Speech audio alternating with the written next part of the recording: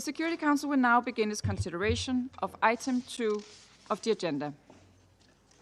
I now give the floor to Ms. Joyce Msuya. Thank you, Madam President.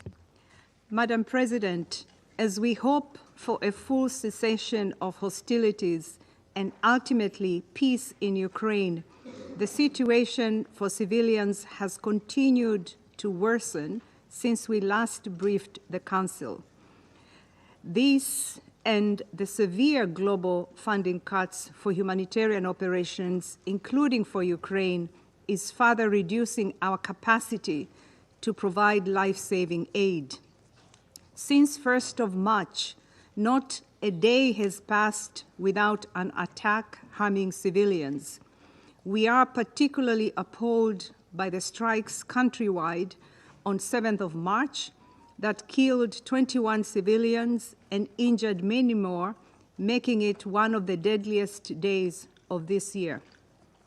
Violence continued last week, claiming the lives of dozens of civilians and injuring hundreds more across northern, central, eastern, and southern Ukraine. The regions of Sumy, Odessa, Dnipro, Donetsk, and Kharkiv were hit especially hard, with widespread damage to homes, shops, warehouses, and vehicles. On 21st of March, a family of 3, a mother, father, and daughter, were killed in a drone attack in Zaporizhia city. On 24th March, local authorities report nearly 100 civilians, including more than 20 children, were injured during a massive attack in Sumy city. We welcome the announcements of an energy infrastructure ceasefire, as well as negotiations to ensure safe navigation in the Black Sea.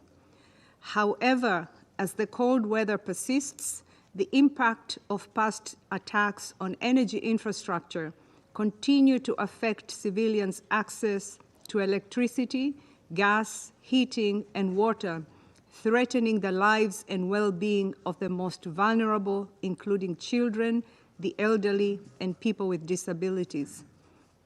In frontline communities, civilians are confronted with relentless shelling and face impossible choices: flee under dangerous conditions, leaving behind everything they own, or stay and risk injury, death, and limited access to essential services. The UN Human Rights Monitoring Mission in Ukraine has verified that since 24th February 2022, at least 12,881 Ukrainian civilians, including 681 children, have been killed. Almost 30,500 have been injured. The actual numbers are likely much higher. The World Health Organization has now verified over 2,300 attacks affecting healthcare facilities, personnel, transport, supplies, and patients in Ukraine since February 2022. Madam President, we are deeply concerned by the I must remind all parties to take constant care to spare civilians and civilian objects, as international humanitarian law demands. Infrastructure indispensable for civilian survival, wherever they are, must be protected. Indiscriminate attacks are strictly prohibited. Madam President, across Ukraine, almost 13 million people need humanitarian assistance. More than 10 million Ukrainians have been forced to flee their homes, including 3.7 million who are internally displaced. This displacement is disproportionately affecting women and girls, heightening their exposure to gender-based violence and hindering their access to support services. Funding cuts are expected to further impact an estimated 640,000 women and girls in Ukraine, as vital gender-based violence services, psychosocial support, and safe spaces will no longer be continued, according to the UN Population Fund. In many areas, response efforts are led by the government of Ukraine, regional authorities, and Ukrainian first responders. The UN and its humanitarian partners continue to do their best, focusing on frontline communities, people forced to evacuate their homes due to increased violence, those mostly immediately impacted by attacks, and newly displaced people. So far in 2025, we have reached 1.7 million people with water and sanitation services, health care, food assistance, and shelter items. We have also delivered critical supplies to nearly 20,000 war-affected civilians in frontline communities through 14 interagency convoys. Some 660 humanitarian organizations, led by local NGOs, work amidst tremendous insecurity to provide civilians with the services and supplies they need to sustain their lives. Sadly, they have not been spared in this conflict. Already this year, 7 humanitarian workers have been injured in line of duty. Attacks also damaged humanitarian assets and facilities in the Kharkiv, Odessa, Zaporizhia, Mykolaiv, and Sloviansk regions, further hampering the response. Humanitarians, their facilities and assets must be protected and humanitarian relief operations facilitated. We are grateful to the donors who have so far provided 17% of the $2.6 billion needed for the 2025 Ukraine Humanitarian Needs and Response Plan. This has enabled us to address the most immediate impacts of the conflict and provide life-saving assistance. Recent funding cuts have led to a reprioritization of Ukraine response efforts that will be announced in the coming weeks.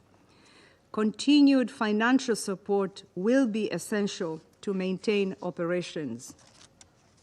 Madam President, we are extremely concerned about the estimated 1.5 million civilians requiring assistance in parts of Donetsk, Kherson, Luhansk, and Zaporizhia regions under occupation by the Russian Federation. We remain unable to reach these people at any adequate scale. As we have said before, international humanitarian law requires all parties to allow and facilitate the swift and unimpeded delivery of humanitarian relief to civilians in need and ensure that humanitarian personnel have the necessary freedom of movement to perform their duties. We welcome further engagement with the parties to allow us to deliver aid safely to those in need wherever they are.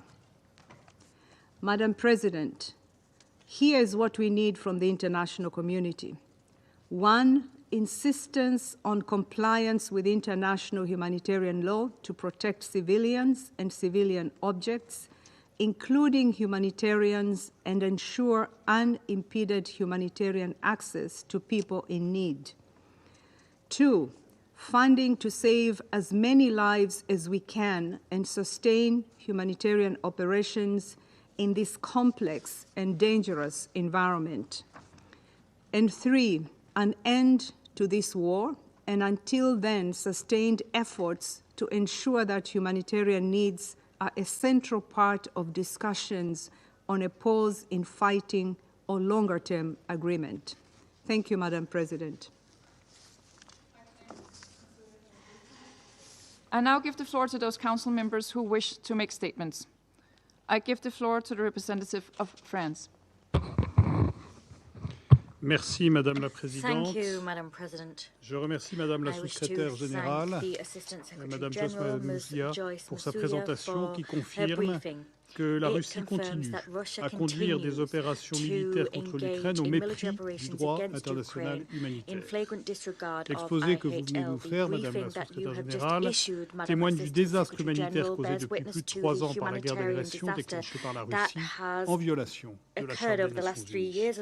Les attaques indiscriminées ont fait d'innombrables victimes parmi la population civile ukrainienne. Vous le disiez, selon le commissariat aux réfugiés, 3,7 millions de personnes ont été déplacées à l'intérieur du pays. Près de 7 millions ont cherché refuge en Europe et ailleurs. Les enfants ukrainiens paient un lourd tribut. Nombre d'entre eux ont été déportés vers la Russie, où ils sont soumis à des pratiques de rééducation forcée. Les personnes âgées et handicapées ainsi que les femmes sont aussi touchées de façon disproportionnée par l'agression russe. La Russie a détruit les 2/3 de la capacité de production du réseau énergétique ukrainien. Les souffrances du peuple ukrainien se sont accentuées ces derniers jours, vous le disiez. La Russie a mené, y compris à Kiev et Odessa, des frappes contre les infrastructures énergétiques et des biens civils, y compris des hôpitaux, des écoles et des habitations. Ces frappes indiscriminées illustrent le décalage qui sépare les paroles des actes de la Russie, qui se disait prête à un cessez-le-feu partiel sur les infrastructures énergétiques il y a quelques jours. Le ciblage délibéré de civils et de biens de caractère civil est une violation du droit international humanitaire. Ils doivent cesser immédiatement, indépendamment de tout cessez-le-feu, quelle qu'en soit la portée. Nous les condamnons. Madame la Présidente, la Russie doit prouver sa volonté de paix. Elle ne peut pas se prétendre disposée à conclure une trêve partielle tout en continuant de bombarder sans relâche les populations civiles d'Ukraine. L'Ukraine a accepté la proposition d'un cessez-le-feu immédiat, complet et inconditionnel qui lui avait été faite par les États-Unis lors de la réunion de Jeddah le 11 mars dernier. La France salue cette avancée, tout comme elle soutient les efforts qui auront contribué à avancer vers une paix juste et durable. Or, loin de prouver qu'elle veut vraiment la paix, la Russie continue jour après jour de frapper le territoire ukrainien, y compris les cibles civiles, je le disais, faisant ces derniers jours de nouvelles victimes. L'annonce d'un moratoire sur les infrastructures énergétiques et d'une trêve en mer Noire est un pas dans la bonne direction, mais ne suffit pas à l'établissement d'un cessez-le-feu durable et doit être suivi d'actes. Madame la Présidente, c'est pour construire cette paix juste et durable que la France, avec ses partenaires, en particulier l'Union européenne, continue de se tenir aux côtés de l'Ukraine. Depuis le 24 février 2022, nous avons choisi d'apporter à l'Ukraine un appui politique et une aide humanitaire qui s'élevait au 1er janvier 2025 à près de 500 millions d'euros en soutien aux agences des Nations Unies, organisations internationales et organisations gouvernementales. Nous avons aussi apporté à l'Ukraine un soutien militaire pour l'aider dans l'exercice de son droit de légitime défense inscrit à l'article 51 de la Charte. Ce soutien militaire vise à prêter force au droit pour mettre en échec une guerre illégale, comme l'a observé la Cour internationale de justice, qui, dès le 16 mars 2022, demandait à la Russie de suspendre immédiatement ses opérations militaires sur le territoire ukrainien. L'Ukraine doit pouvoir se défendre pour être en mesure d'engager des négociations qui aboutissent à un règlement juste du conflit. Le Conseil européen du 20 mars a réaffirmé la détermination de l'Union européenne à continuer d'apporter à l'Ukraine et à sa population un soutien global. L'Ukraine, nation souveraine, doit pouvoir participer aux négociations qui déterminent son destin. Rien de ce qui concerne l'Ukraine ne doit se décider sans l'Ukraine. Rien de ce qui met en jeu la sécurité européenne ne se décidera sans que les Européens could possibly jeopardize Europe's security will be decided upon without Europeans being at the table. Security guarantees that are robust, which deter future aggressions, must be made available to Ukraine. France will remain engaged to achieve a just, lasting peace rooted in the principles of the Charter. These principles include the sovereign equality of states and respect for their territorial integrity, and they were reaffirmed by the General Assembly in 2 resolutions adopted on the 24th of February. These essential principles must continue to guide our efforts to achieve a just and lasting peace. Until we do that, the international community must continue to provide Ukraine with the humanitarian aid it needs. I thank you. Thank the representative of France for the statement, and I now give the floor to the representative of Panama.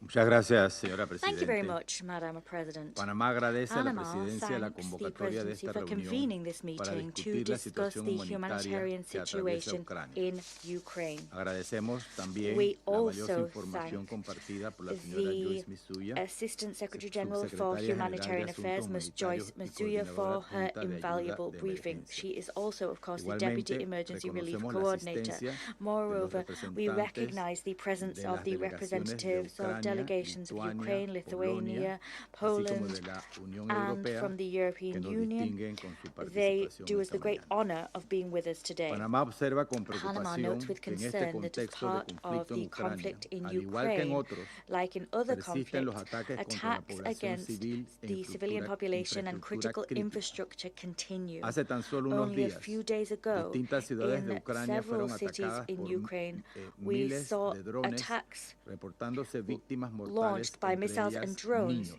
And El there ataque were más many reciente people killed, including ocurrió children. The most el recent 24 attack de occurred marzo on en the la ciudad de 24th of Sumi, March in the city of en Sumi. el que resultaron That heridas attack 88 injured personas, 88 incluyendo people, 17 niños, including y se 17 impactó children, infraestructura and civil. civilian infrastructure Panamá was reitera que el damaged. derecho Panama internacional reiterates that humanitario international prohíbe humanitarian law claramente los ataques clearly contra los prohibits civiles, attacks against así civilians. como contra la It also infraestructura prohibits civil, attacks against que civilian deben ser infrastructure. protegidos Civilian siempre, en infrastructure todo must momento, always be en todo protected at lugar all y en times, cualquier conflicto. anywhere and in En any este conflict. sentido, With that es in mind, oportuno it is resaltar el timely to informe de la Oficina del underscore Alto what was said Comisionado de in las the Naciones report of Unidas the Office of the para High los Commissioner for the Derechos United Humanos, Nations for Human Rights that was publicado el published 21 on de the marzo de 21st of March 2025, 2025. el cual That subraya los report efectos underscores the devastadores devastating de este effects of this conflicto, conflict, con which dramáticas has brought with consecuencias it para millones tragic de niños. consequences for millions of Panamá children. valora la labor Panama indispensable values the del personal vital work humanitario done de las by Naciones UN Unidas humanitarian y demás personnel organizaciones and que by brindan other la asistencia organizations humanitaria providing the requerida, humanitarian y les assistance recuerda required. a todas las We partes remind su all obligación de parties of garantizar their el pleno obligation acceso to para que guarantee esta ayuda llegue unfettered directamente access a los so that perjudicados. this aid can Señora directly reach Presidenta, those es affected by imperativo the el conflict. cese Madam total de las President, it is hostilidades vital that we see con a medidas total cessation of inmediatas para hostilities restaurar with la paz immediate en measures Ucrania. taken to restore peace in En Ukraine. este sentido, As such, siendo la and seguridad bearing in marítima mind un pilar that maritime fundamental para security Panamá, is fundamental for vemos con algún Panama, optimismo we are los pasos que se han adelantado optimistic when we hacia un note the alto steps al that have fuego been taken marítimo towards a en el Mar maritime Negro ceasefire que in the Black permita Sea, la seguridad de su such as to navegación. allow the safety of Todos los navigation. esfuerzos All ahora efforts now deben ser dirigidos must be hacia alcanzar focused el on objetivo achieving urgente the urgent mediante goal acuerdos que permitan el cese that is definitivo ours de through hostilidades, agreements which la establish atención a a las cessation of necesidades hostilities, humanitarias urgentes the resumption y a and una delivery of paz urgent duradera. humanitarian aid, and Por a ello, lasting peace. Panamá reitera As su such, Panama respaldo reiterates para que its las support conversaciones que se llevan a cabo en for Riyadh the hacia una conversations underway negociación in Riyadh. para la Their goal resolución del is conflicto to move to esté dirigido negotiations hacia una for paz conflict justa y resolutions. duradera, en Conflict consonancia con los resolution that must be principios focused on a establecidos just and en la lasting Carta peace de and las be in Naciones line with the Unidas. principles Muchas established in the gracias. UN Charter. Thank you. Of Panama for the statement, and I give the floor now to the representative of Guyana. Thank you, Madam President.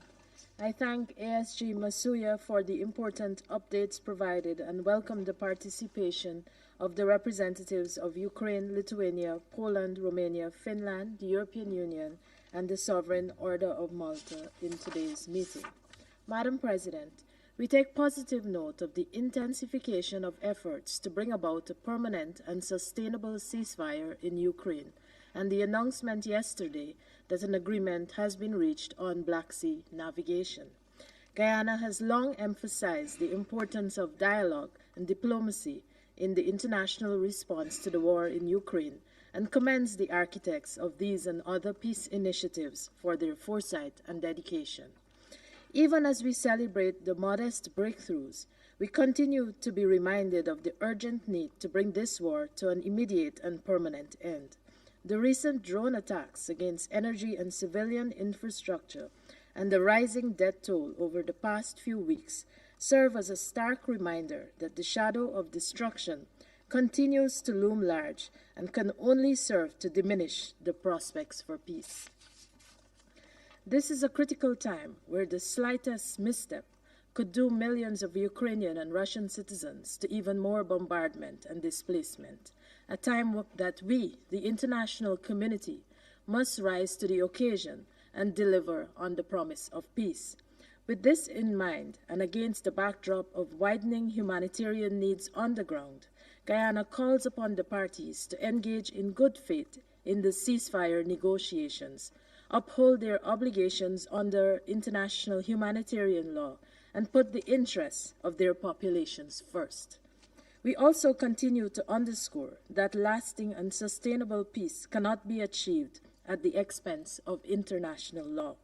The parties, therefore, must commit themselves to achieving a lasting peace based on international law and with full respect for the sovereignty and territorial integrity of Ukraine.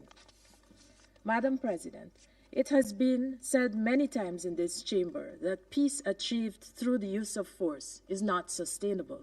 Guyana supports those who work for peace, applying the tools of dialogue and diplomacy to bring about a peaceful and lasting settlement to this war. We call on all member states to support those efforts, including by implementing the relevant resolutions of the UN General Assembly and the Security Council. I thank you. The representative of Guyana for the statement, and I give the floor to the representative of Slovenia. Thank you, Madam President. I would like to thank Assistant Secretary General Masuya for her briefing. The death and destruction caused by this war are tremendous. We heard from Assistant Secretary General Masuya about numbers: 12,000 civilians killed, 30,000 civilians injured. The total estimate cost of reconstruction is assessed at almost 500 billion euros. The vast majority of attacks that caused this represent a direct violation of international humanitarian law, and they need to stop immediately. After 3 long years of Russia's war of aggression, the fighting does not seem to be diminishing. Each week, hundreds of glide bombs and drones are deployed over Ukrainian cities. This year alone, Ukraine has been a target of more than 4,000 air and drone strikes. Just this February, civilian casualties increased by 35% compared to February last year. Humanitarian workers continue facing serious difficulties in assessing people in need due to ongoing protection risks and movement restrictions. Meanwhile, Russia's missiles keep hitting civilian targets. 2 weeks ago, for instance, a cluster munitions missile hit a civilian cargo ship in Odessa while it was loading wheat for Algeria.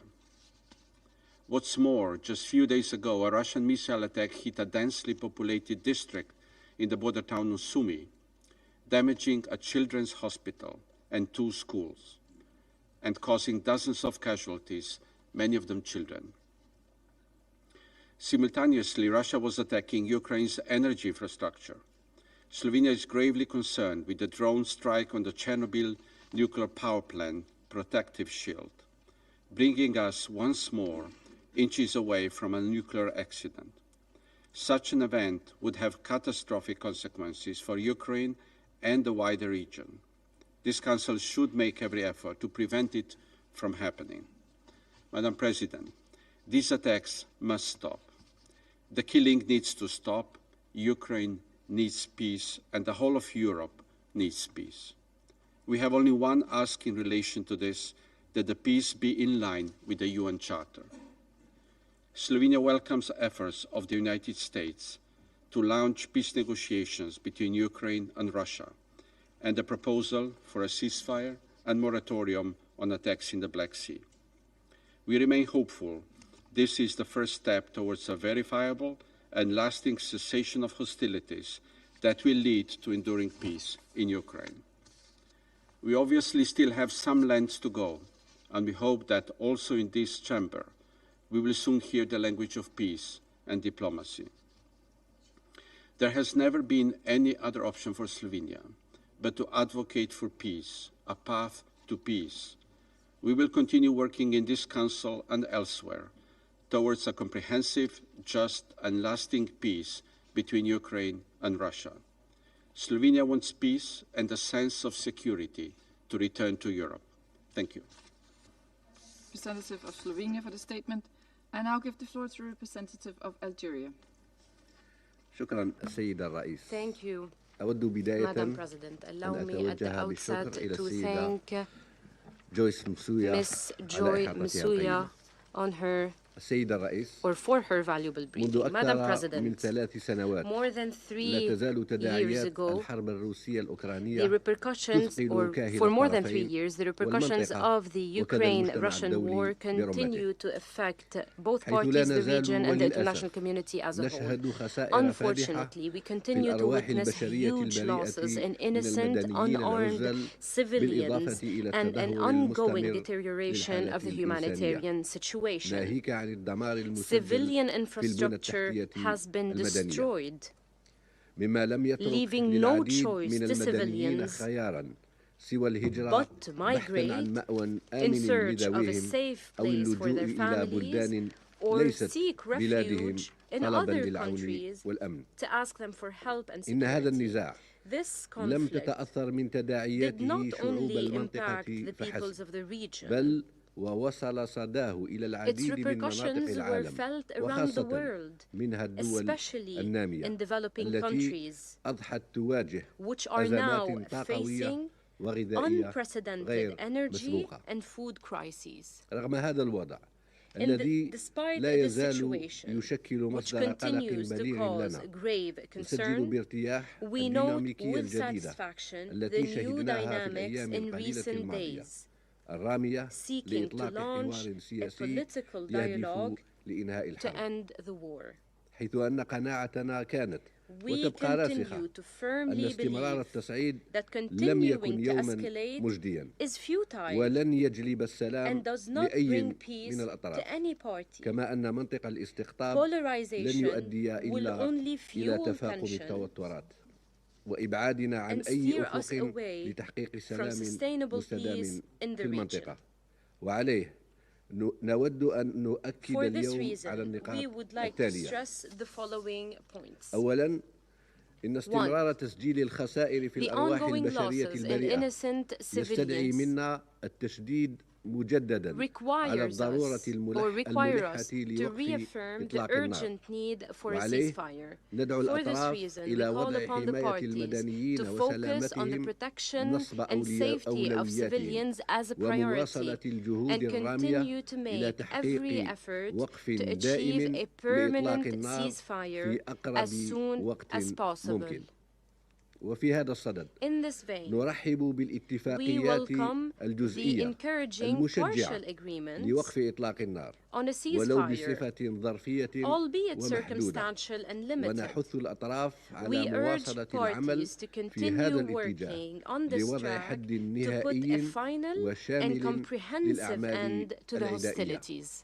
ثانيا 2. نشجع الأطراف على We اغتنام encourage الحركية parties الراهنة to seize the current والانخراط في opportunity حوار and جدي engage in a وبناء serious and يهدف constructive إلى إيجاد dialogue حل سلمي to find a just, عادل ودائم durable, لهذا and النزاع peaceful solution to the حل conflict, تبنى a solution أسسه that على is based on مقاصد the purposes ومبادئ and ميثاق principles of الأمم the UN المتحدة Charter and that ويأخذ takes بعين into الاعتبار account the الشواغل legitimate الأمنية security concerns المشروعة of للطرفين. both parties. ثالثا وأخيرا 3. ندعو المجتمع We call الدولي upon the إلى تكثيف international الجهود community to الدبلوماسية intensify الرامية diplomatic إلى دعم efforts الحوار to support القائم the current إلى dialogue دعم الحوار القائم والمساهمة and في خفض contribute التصعيد to a وتقريب وجهات نظر de-escalation and a الأطراف المعنية convergence of بهدف views in order إنهاء to end هذه الأزمة. this crisis. وفي هذا الصدد In this تجدد vein, الجزائر we التزامها renew على our المستوى الثنائي commitment to work والجماعي bilaterally لدعم and أي جهود internationally قد to تفضي support إلى any وضع effort حد لمعاناة that شعوب would put المنطقة an end to the وإنهاء suffering of the الحرب people of the بصفة region and سلمية end the war ومستدامة peacefully وشكرا. and sustainably. Thank you, Thank Madam the President. representative of Algeria for the statement, and I give the floor now to the representative of Sierra Leone. Thank you, Madam President. I also thank Assistant Secretary General Joyce Musuya for an important briefing. The Security Council is convened today over 3 years since the beginning of the Ukraine conflict, at a moment when cautious hope has begun to emerge on the horizon.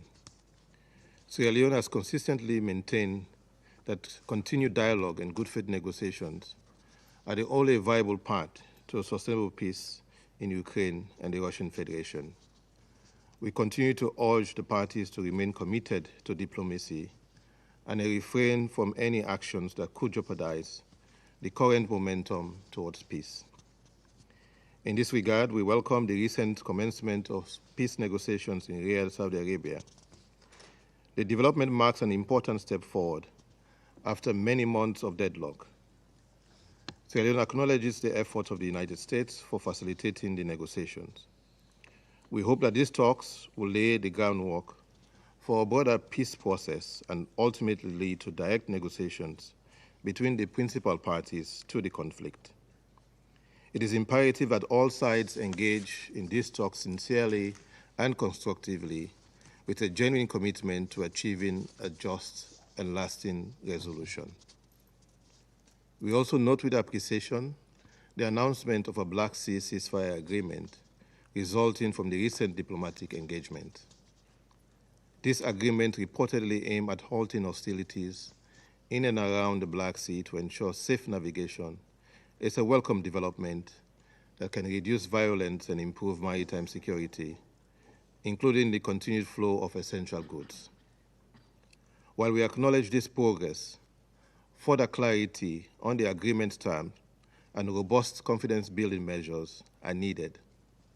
Such steps will help guarantee that all parties uphold their commitment and will foster the trust necessary to make the ceasefire durable.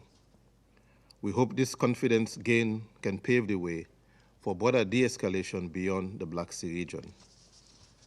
Madam President, notwithstanding these diplomatic developments, Sierra Leone remains deeply concerned by the continued attacks, including on Ukraine's energy infrastructure, in particular missile and drone strikes targeting power plants, electricity grids, and other critical facilities across Ukraine. These assaults have devastated Ukraine's energy capability, with reports indicating that over 60% of the country's power-generating infrastructure has been damaged or destroyed, leaving millions of civilians in darkness and cold. The resulting widespread outages cut off heating, water supply, telecommunications, and healthcare for countless families. Deliberate attacks against civilians and civilian infrastructure are prohibited under international humanitarian law, and we call for a halt of these strikes and full compliance with obligations to protect civilian life. The humanitarian situation in Ukraine is growing more dire with each passing day of the conflict. The toll on the civilian population is staggering. As briefed and according to United Nations report, more than 12,000 civilians have been killed and nearly 13,000 injured since the war began in February 2022. In addition to this horrific loss of life, nearly one-third of Ukrainians have been displaced from their homes, with over 6 million people have fled as refugees to neighboring countries, and millions more are internally displaced within Ukraine. Many civilians now endure severe hardships, especially after a bitter winter that has only compounded their suffering. In communities devastated by fighting and power shortages, families lack consistent access to electricity, heat, clean water, and medical care. Vulnerable groups, children and the elderly, and persons with disabilities are particularly at risk in these conditions, facing the harshest impact of the cold and disruption of essential services. The impact of the conflict on children has been particularly troubling. Trauma affecting children who are subjected to constant shelling and bombing is compounded by grief from the loss of loved ones, separation from family, friends, and family routines, and prolonged displacement and abduction from their homes.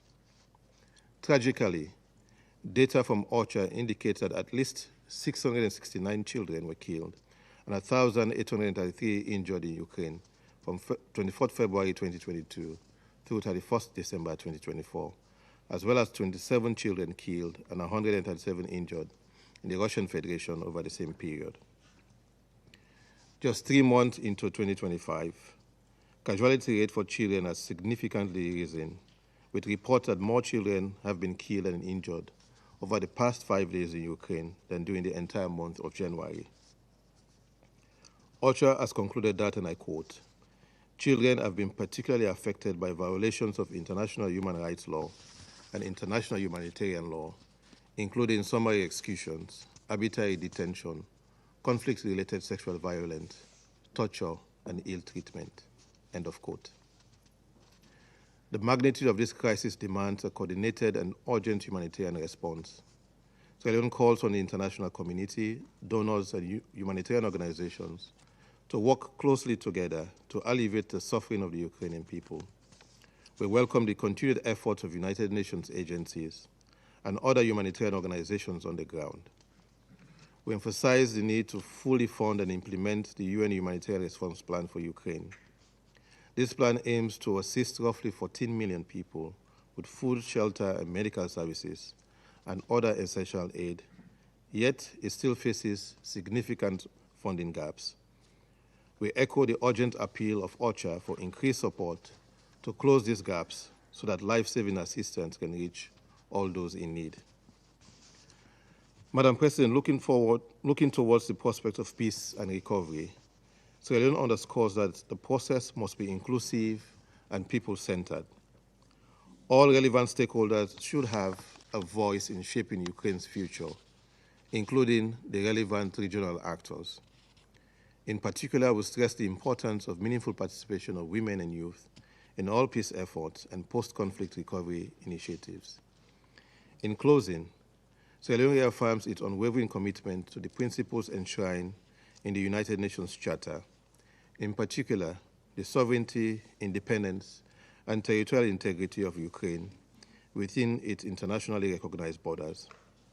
The Security Council has a vital role to play in upholding these principles, in protecting civilians, and in promoting a peaceful resolution of this conflict. In supporting ceasefires and peace agreements, this Council should ensure that they are guided by the principles of the UN Charter, as well as decisions of the Security Council and the General Assembly. As we urge the parties to put the needs of their citizens first and seek practical compromises that balance the immediate and long-term national interests and priorities, Sierra Leone will continue to support efforts aimed at alleviating human suffering and achieving a just and sustainable peace in Ukraine. I thank you. I thank the representative of Sierra Leone for the statement. I give the floor now to the representative of Greece. Thank you, Madam President. At the outset, I would like to thank Assistant Secretary General Msuya for her briefing. Madam President, the war following Russia's invasion of Ukraine is now in its 4th year. Russia has not heeded repeated calls by the international community, consolidated in multiple General Assembly resolutions, to end its military operations, respect the sovereignty and territorial integrity of Ukraine, and withdraw its forces from its internationally recognized borders.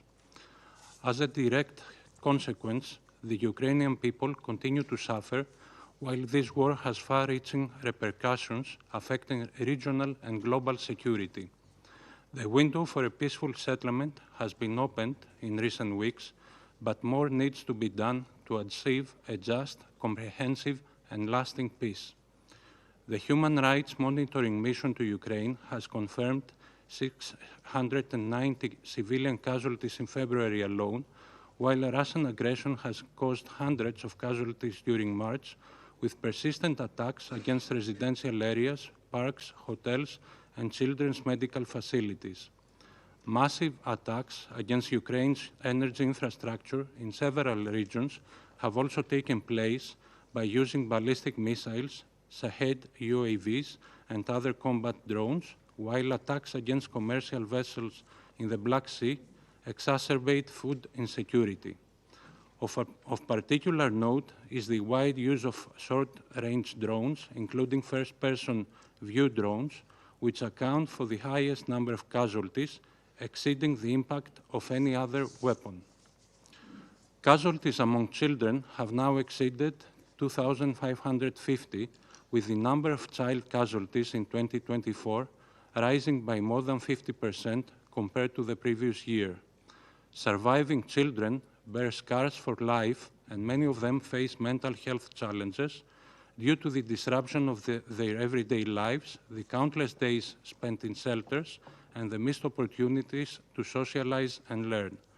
More than 1,700 education facilities and 800 medical facilities have been damaged or destroyed since the beginning of the war.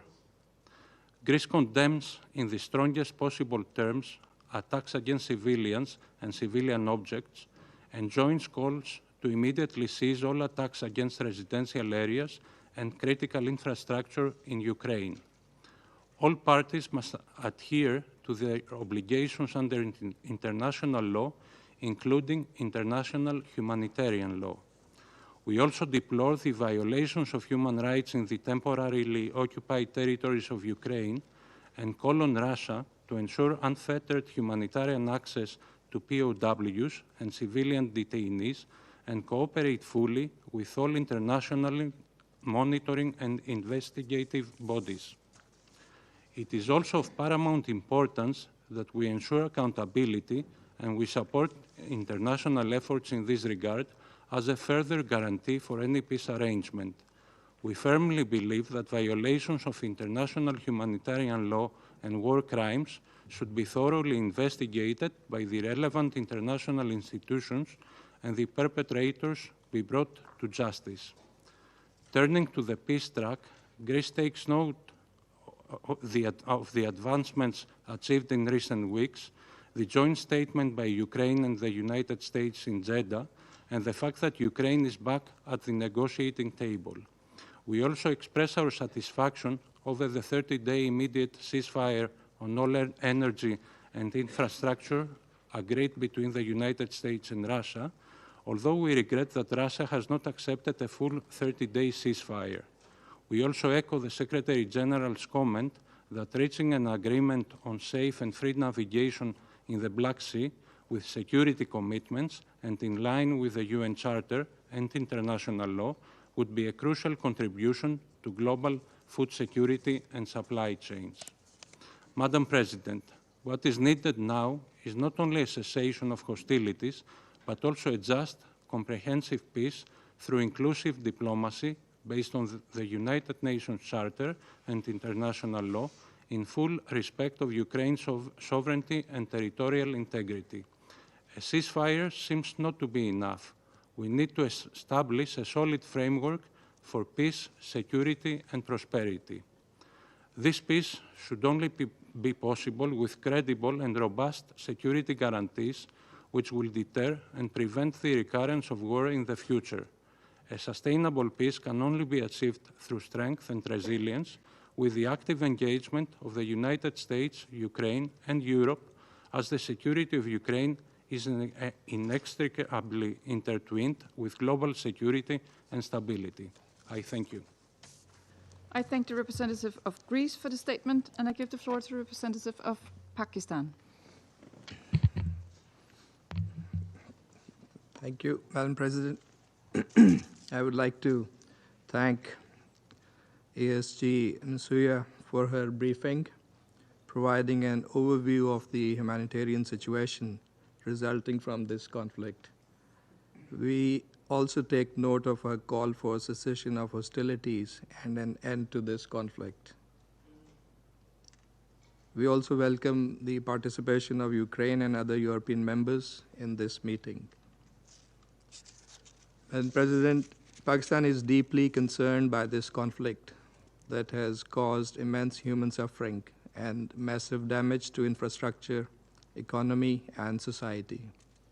It has had vast consequences for the global economy and particularly for the developing countries. Pakistan's position on this and other conflicts is based on adherence to the principles of the UN Charter, self-determination for peoples, respect for sovereignty and territorial integrity of states, and non-acquisition of territory by the threat or use of force. Consistent with the Charter, states must also implement international agreements and abide by their respective obligations, and also respond to the legitimate security interests of all states. Madam President, in the context of today's meeting, I would like to make the following points. First, the conflict in Ukraine, which has now entered its 4th year, has taken a heavy toll on the civilian population. This is highly regrettable.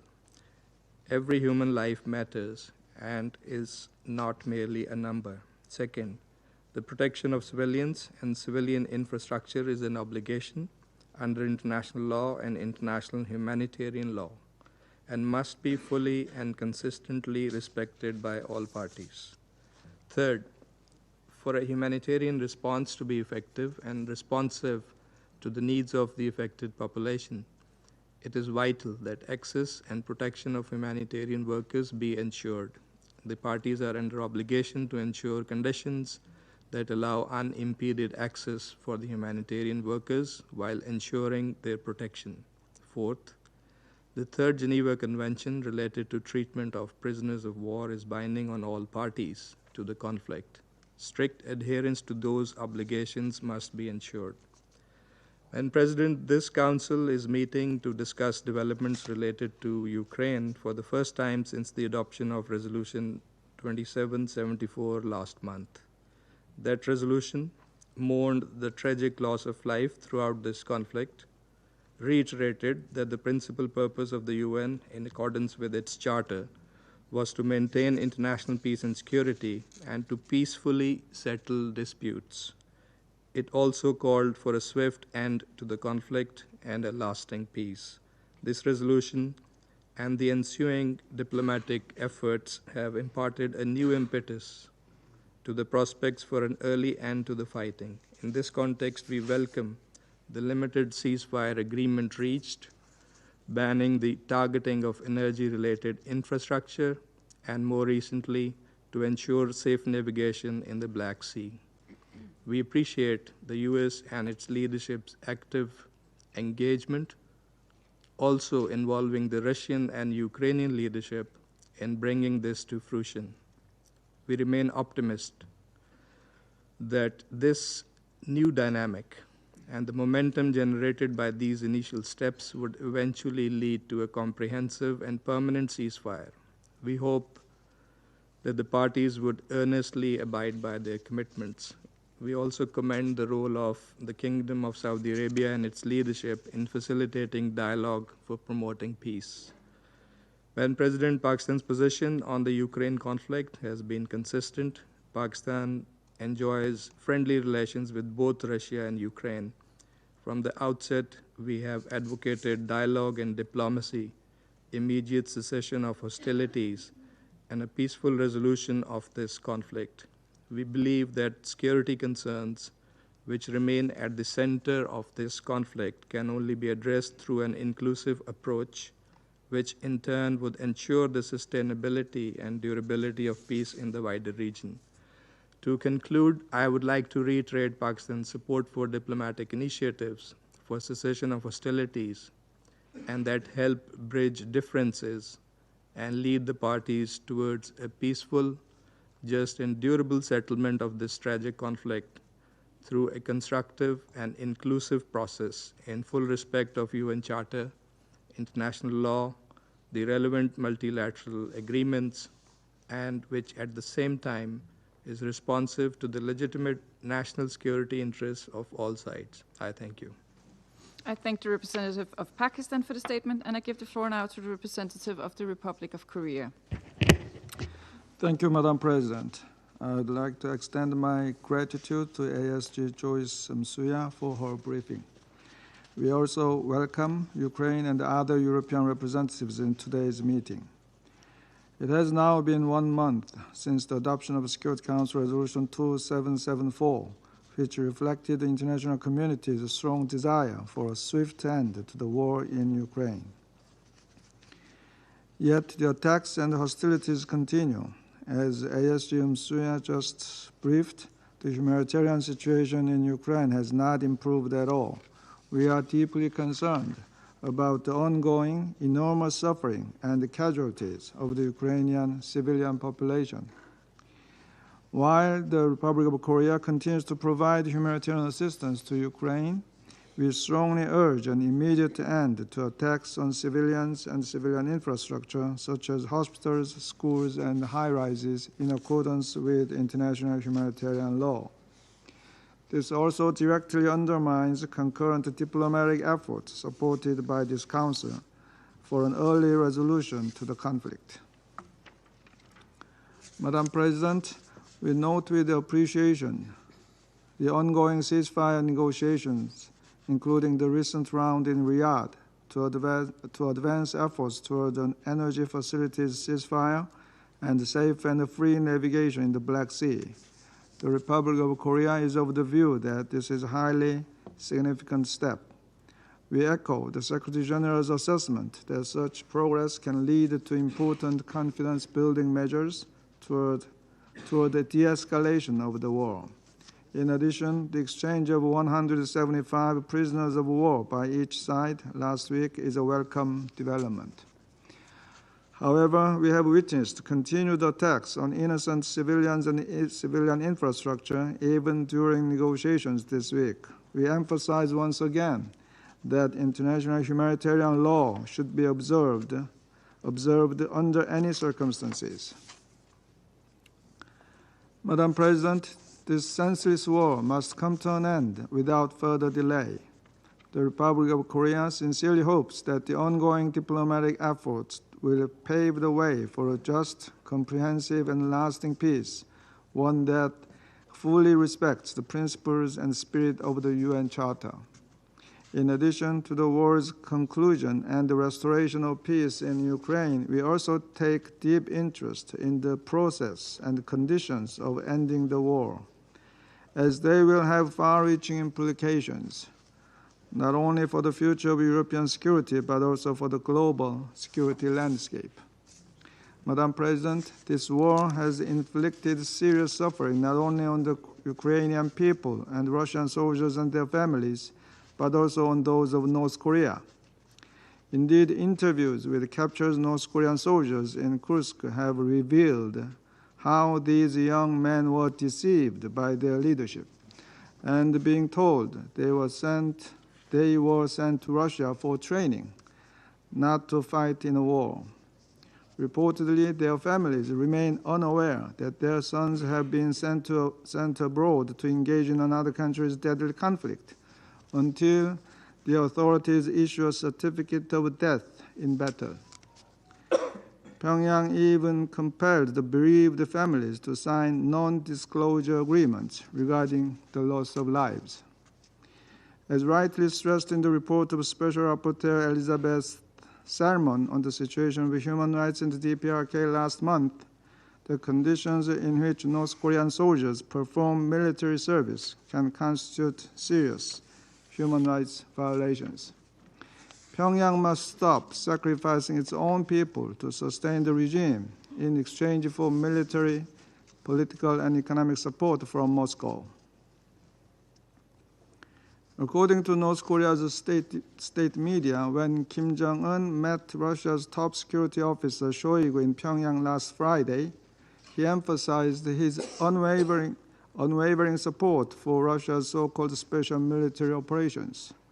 The two countries also reaffirmed their intention to fully implement the Treaty on Comprehensive Strategic Partnership signed last year. This implies that this illegal military cooperation will continue in violation of the Security Council resolutions. This also undoubtedly flies in the face of international efforts for an end to the war in Ukraine. We urge Russia and North Korea to immediately halt their illegal military cooperation. In conclusion, Madam President, the Republic of Korea will continue to cooperate with the international community for the restoration of peace and the post-war construction in Ukraine. I thank you, Madam President. I thank the representative of the Republic of Korea for the statement, and I now give the floor to the representative of China. Thank you, Madam President. I thank SG Masuya for her briefing. The Ukraine crisis has been dragging on with constant new civilian casualties. It is heartbreaking.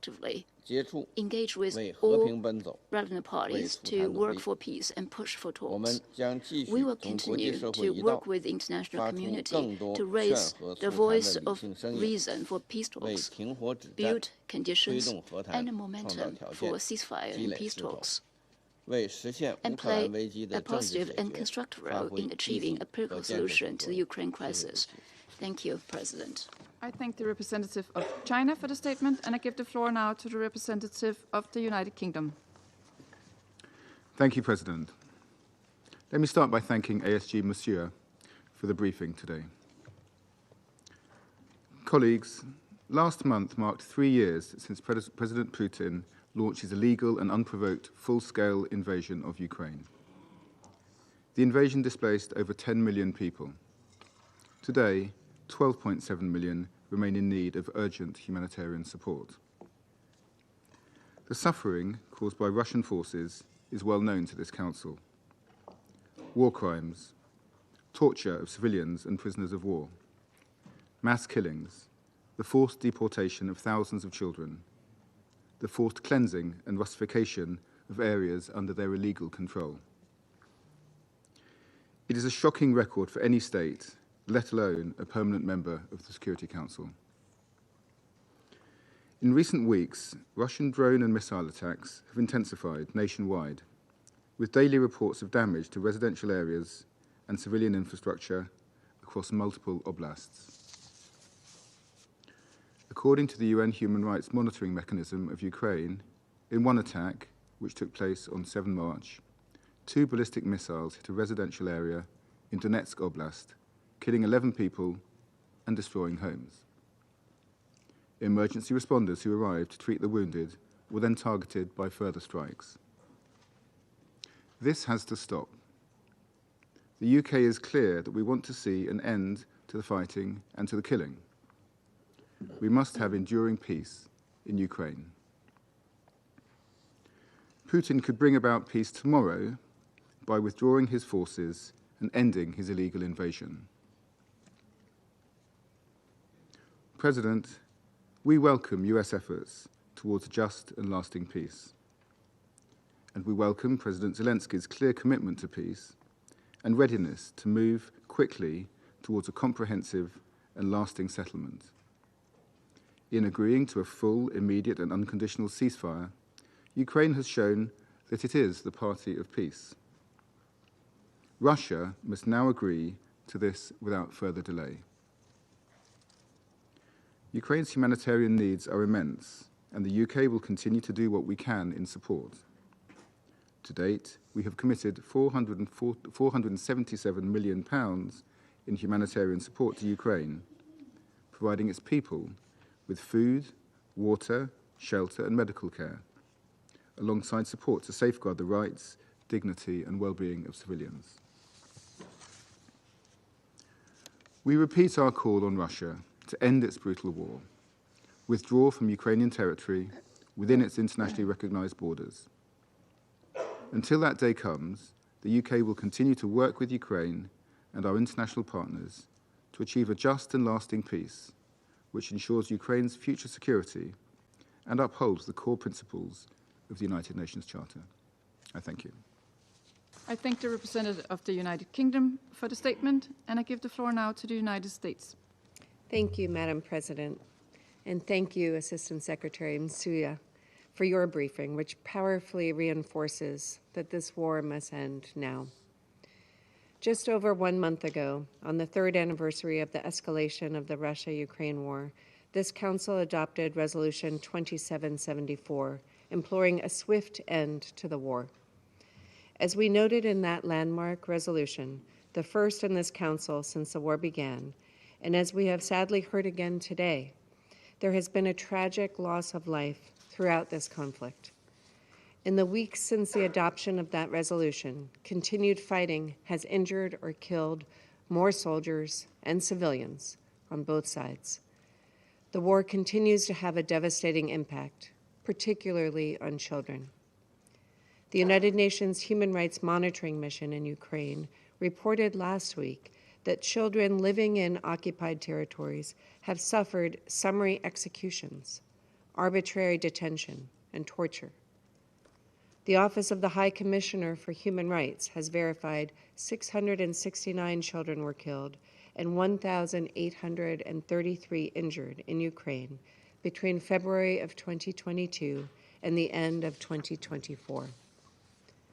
Russian forces have destroyed homes, schools, and medical facilities and forcibly transferred thousands of Ukrainian children to Russia, as President Trump discussed with President Zelensky last week. The war must end. We must all continue to agree on this. The United States commends Ukraine and the Russian Federation for taking the first steps towards a ceasefire, including participating in technical level talks this week. We welcome the proposed partial ceasefires on strikes against energy infrastructure and in the Black Sea, agreed to in principle by the leaders of both sides. If fully implemented, these agreements will be an important first step on the path to peace. They will protect lives and improve livelihoods, but the first step alone is not enough. We call on both sides to abide by these agreements and expand on them to reach a comprehensive ceasefire.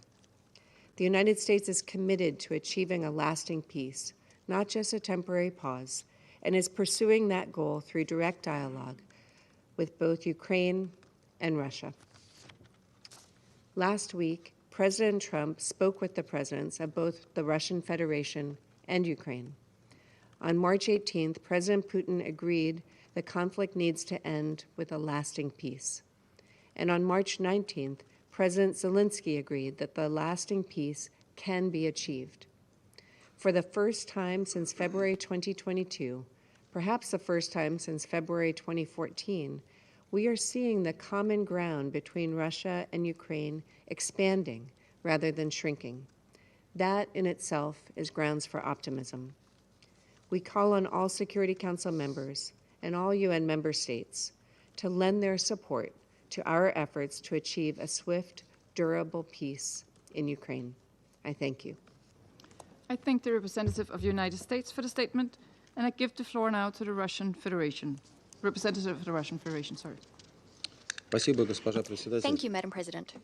Before I begin my intervention, I'd like to express our principled opposition with the way the presidency has proceeded inviting delegations under Rule 37. In violation of established practice, the Danish presidency has single-handedly taken a decision to give an opportunity to speak to 4 EU and NATO member states, as well as to the representative of the EU itself. We've stated on numerous occasions that inviting so many participants, especially those who practice block discipline, add no value to our discussions. Your actions, despite the working methods you yourself distributed to us, will result in a protracted discussion, turning the discussion into a debate, which we Council members did not agree to. We see this not only a dirty trick on the part of the presidency, but also an attempt to exert pressure on Council members. There can be no other rationale for turning a Security Council meeting into a NATO meeting is possible. It's a shame that Copenhagen, as its presidency draws to a close, is showing open contempt for the practices and procedures of the Security Council, placing NATO interests and its national position above its Security Council presidency duties. The Security Council presidency is supposed to ensure impartial discussions and to ensure the rules of procedure are adhered to. Madam President, we all saw how the European sponsors of the Kiev regime did it on whether to request yet another meeting on Ukraine this month. On the one hand, they did want to engage in this box-ticking exercise in the month of March. On the other hand, they didn't want to show their hand, not to create the impression that the EU and the UK are trying to thwart US and Russian efforts to settle the Ukrainian crisis. As a result, practically at the last moment, when the month of March was almost over, London and Brussels finally did decide to take this step, using as a pretext the letters regularly sent by the Ukrainian mission to the Security Council, with baseless assertions about Russian strikes, supposedly strikes on civilian objects in Ukraine. As we've stated on numerous occasions, Russian airspace forces only strike those objects which are linked to the military capabilities of the Kiev regime. That's why civilians in Ukraine generally either become casualties due to pieces of downed rockets and drones, because the Ukrainian air defense is in violation of IHL norms set up these defenses in residential areas of Ukrainian cities, or because anti-aircraft missiles fall on them. The Ukrainians then try to portray these as consequences of Russian strikes, and it's not very convincing. After all, Ukrainians themselves, despite a strict ban imposed by the Zelensky regime's punitive authorities, the Ukrainians themselves are reporting and posting information about impacts online, thereby refuting the propagandistic concoctions of their own authorities. It is thanks to such posts that the attempt to portray the blowing up of a school in Sumy on the 24th of March as a deliberate strike by the Russian airspace forces on civilian infrastructure, that this attempt was thwarted. The pictures widely shared on social media show how, following the outbreak of a fire at the center of a residential area, it looks like the result of a falling down drone, that suddenly there's a large-scale detonation of stored ammunition in a neighboring building. The involvement of the Kiev regime in this incident, with the regime storing ammunition in residential areas, was so blatantly obvious that its social media post about a supposed Russian strike had to be corrected even by the head of the Office of the President of Ukraine, Mr. Andrei Yermak. As for the Ukrainian mission to the United Nations, which cited this episode in its 24th March letter, calling it a Russian missile strike, didn't manage to fix it in time. It thus threw its European sponsors under the bus, as they, the Europeans, today also referred to this incident. Here is a telling example of an attempt to manipulate the Security Council to provide members with false information. And there are dozens, if not hundreds, of such examples. And yet, Ukraine's European champions are not noticing point-blank the crimes of the Kiev regime committed against civilians in Russia. Recently, we were briefed by the European Commissioner, Ms. Kallas, and she shamelessly asserted that there are no such casualties. We'll leave that on her conscience, although it would appear that she doesn't have one. What I'd like to do is cite some statistics covering just the latest few weeks. In just 1 week, between the 17th and the 23rd of March, over 150 civilians suffered in the Donetsk People's Republics, in the Belgorod, Kursk, Kherson, and the Lugansk National Republic as well. 16 people died, 134 were injured, including 4 minors. Just 2 days ago, on the 24th of March, in the Lugansk People's Republic of the Russian Federation, due to a deliberate shelling of a civilian vehicle by the Ukrainian armed forces, 3 Russian media workers perished. A war correspondent working for Izvestia, Mr. Alexander Fedorchuk, TV channel Zvezda operator, Mr. Andrei Panov, and a film crew driver, Mr. Alexander Sekeli. 2 correspondents were badly injured as well. Today we learned that in an area where Ukrainian sabotage groups are operating in the Belgorod area, Channel 1 correspondent Ms. Anna Prokofieva died, and the operator Dmitry Volkov was seriously injured. Where are the condemnations of these crimes on the part of Western societies, on part of the UN? Or do you think that the killings of journalists, if they're Russian, do you think that doesn't merit a response? Although we've gotten used to the fact that the deaths of Russian people in Europe, which is beholden to caveman-style Russophobia, will not be condemned. It's not seen as a crime. We all remember that since 2014, when there was an anti-constitutional coup d'etat in Kiev, and neo-Nazis and nationalists came to power, since then, Europe and the West have looked on silently as Russians were burnt alive in Odessa in the Trade Union House, and throughout the 8 years when the Kiev regime waged war against Russian-speaking civilians in the Donbass. So your unprincipled and selective deafness, ladies and gentlemen, comes as no surprise. That's why we took the situation in hand and over 3 years ago began the special military operation to end the war being waged on fellow Russians by the Kiev regime. Madam President, today, after the new Republican administration entered the White House, led by President Donald Trump, we do have hope of the Ukrainian crisis being at last resolved.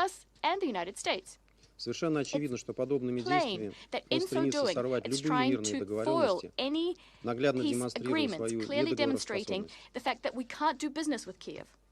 Россия оставляет за собой право The на ответ Russian в случае Federation reserves the продолжения right этой to деструктивной respond линии should киевского the режима. Kiev regime continue on this destructive course. Госпожа Madam председатель, President, срыв процесса foiling урегулирования, this settlement запущенного Россией и process США, launched by и Russia and втягивание в the US, конфронтацию с Россией и своих pulling европейских its European союзников, allies into a это confrontation with the Russian последняя Federation, надежда главаря it's the last киевского hope режима of the удержать у ringleader власти in себя Kiev. и He, верную ему, together насквозь with коррумпированную верхушку. his completely and utterly corrupt posse, are trying to cling on to Как вы power. знаете, в марте бесславно As you фактически know, закончилась in курская авантюра March, Зеленского, Zelensky's Kursk venture ignominiously ended. To date, 90% of the territory of the Kursk region has been liberated. In August last year, Ukrainian Nazis invaded it. The cost, as many warned, was catastrophic for Ukraine. Over 70,000 people died, and hundreds, if not thousands, of units of military equipment provided by the West was lost. As a result, the combat capability of the UAF was undermined. Ukraine is losing more and more territory in the east, and because reserves have been sent to Kursk, the front line in the east has basically collapsed. Despite the utterly barbaric and anti-constitutional methods used by Ukraine, the forced mobilization has stalled. Ukrainian men snatched in the streets and forcibly sent to the front have refused to fight and surrender as soon as they can. The Kiev Princeling has now seen the prospect of elections and payback for all of the crimes he's committed against his country and his people. Кроме того, ему придется отчитаться перед Западом за разворованные миллиарды, выделенные для поддержки Украины. Это самый страшный кошмар Зеленского, и чтобы его избежать, он готов абсолютно на все. Его не пугают ни новые жертвы среди украинцев, ни опасность провоцирования конфликта между ядерными державами. Поэтому он отчаянно маневрирует, лжет, обманывает и противоречит сам себе, хватается за любую надежду продлить агонию своего режима, превратившего Украину в концлагерь и частную военную кампанию, воюющую за призрачные западные геополитические интересы. Но у него ничего не получится, и украинский кризис найдет свое долгосрочное решение. Сегодня, благодаря усилиям президентов России и США, появился реальный шанс на то, чтобы это решение было дипломатическим. И десятки, если не сотни тысяч жителей жизни простых украинцев были спасены. Остается, разумеется, и военный сценарий, и к его реализации мы тоже готовы. Но мы предпочитаем мир и дипломатию, как мы последовательно заявляли все эти 3 года в каждом нашем выступлении в этом зале. А что предпочитаете вы? Продолжать подпитывать ЧВК Украины оружием и пытаться помешать урегулированию конфликта? Или же все-таки встать в один ряд с Россией и США и найти долгосрочное решение, устраняющее первопричины украинского кризиса и укрепляющее безопасность в Европе и во всем мире? Выбор за вами. Помните об этом, когда беснующаяся в отдельных странах Европы партия войны будет пытаться срывать прилагаемые Москвой и Вашингтоном усилия и предлагать просроченному украинскому президенту очередные потенциально смертельные для этого государства авантюры. Благодарю за внимание. I thank the representative of the Russian Federation for the statement. And before I give the floor to the next speaker, allow me just to respond to the concerns raised by the Russian Federation about the list of speakers. During the past months, different council presidencies have had the practice of inviting between 4 and 8 Rule 39 and 37 speakers to the briefings on Ukraine. For instance, we had 8 in February, we had 4 in January, and we had 6 in December. So we believe that 7 speakers under Rule 37 and 39, which we invited today, is well within the normal practice of the Council. All of those speakers have on previous occasions requested and have been granted to speak before the Council on this topic. Moreover, it's very much in line with our working methods, as listed in this paper, about an inclusive Security Council. And we have not received any comments to the list of speakers before today's meeting. I now give the floor to the representative of Somalia. Oh, sorry. Yeah, the Russian representative of the Russian Federation has asked for a comment. Поскольку вы позволили себе ответить мне, я позволю себе ответить вам. To what I said, I will take the opportunity to respond to you. Madam President, referring to bad examples is a terrible practice. It only serves to further undermine your efforts in the seat of the presidency. What's more is, one of the events you referred to, the February event, the event in February, was a ministerial meeting. You know that full well. After all, we're all adults here in the room. Let's not look for childlike justifications for our mistakes. Let's simply recognize the mistakes we make.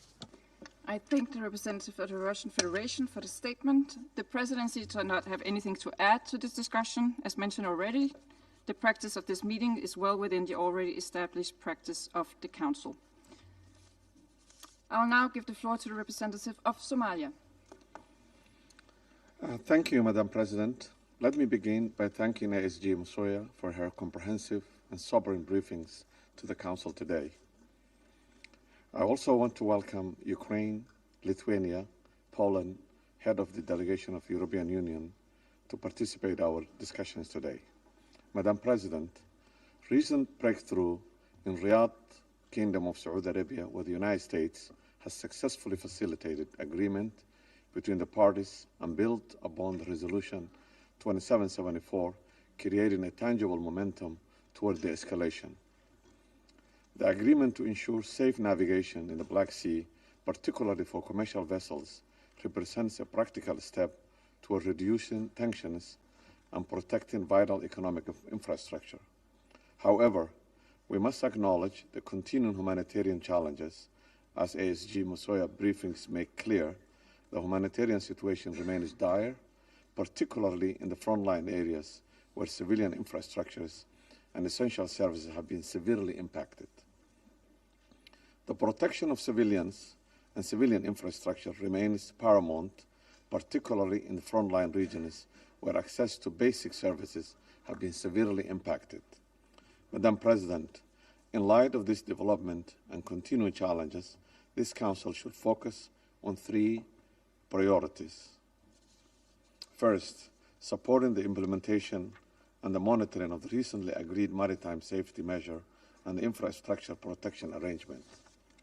Second, expanding humanitarian access to affected populations, particularly in areas where delivery of essential services has been compromised.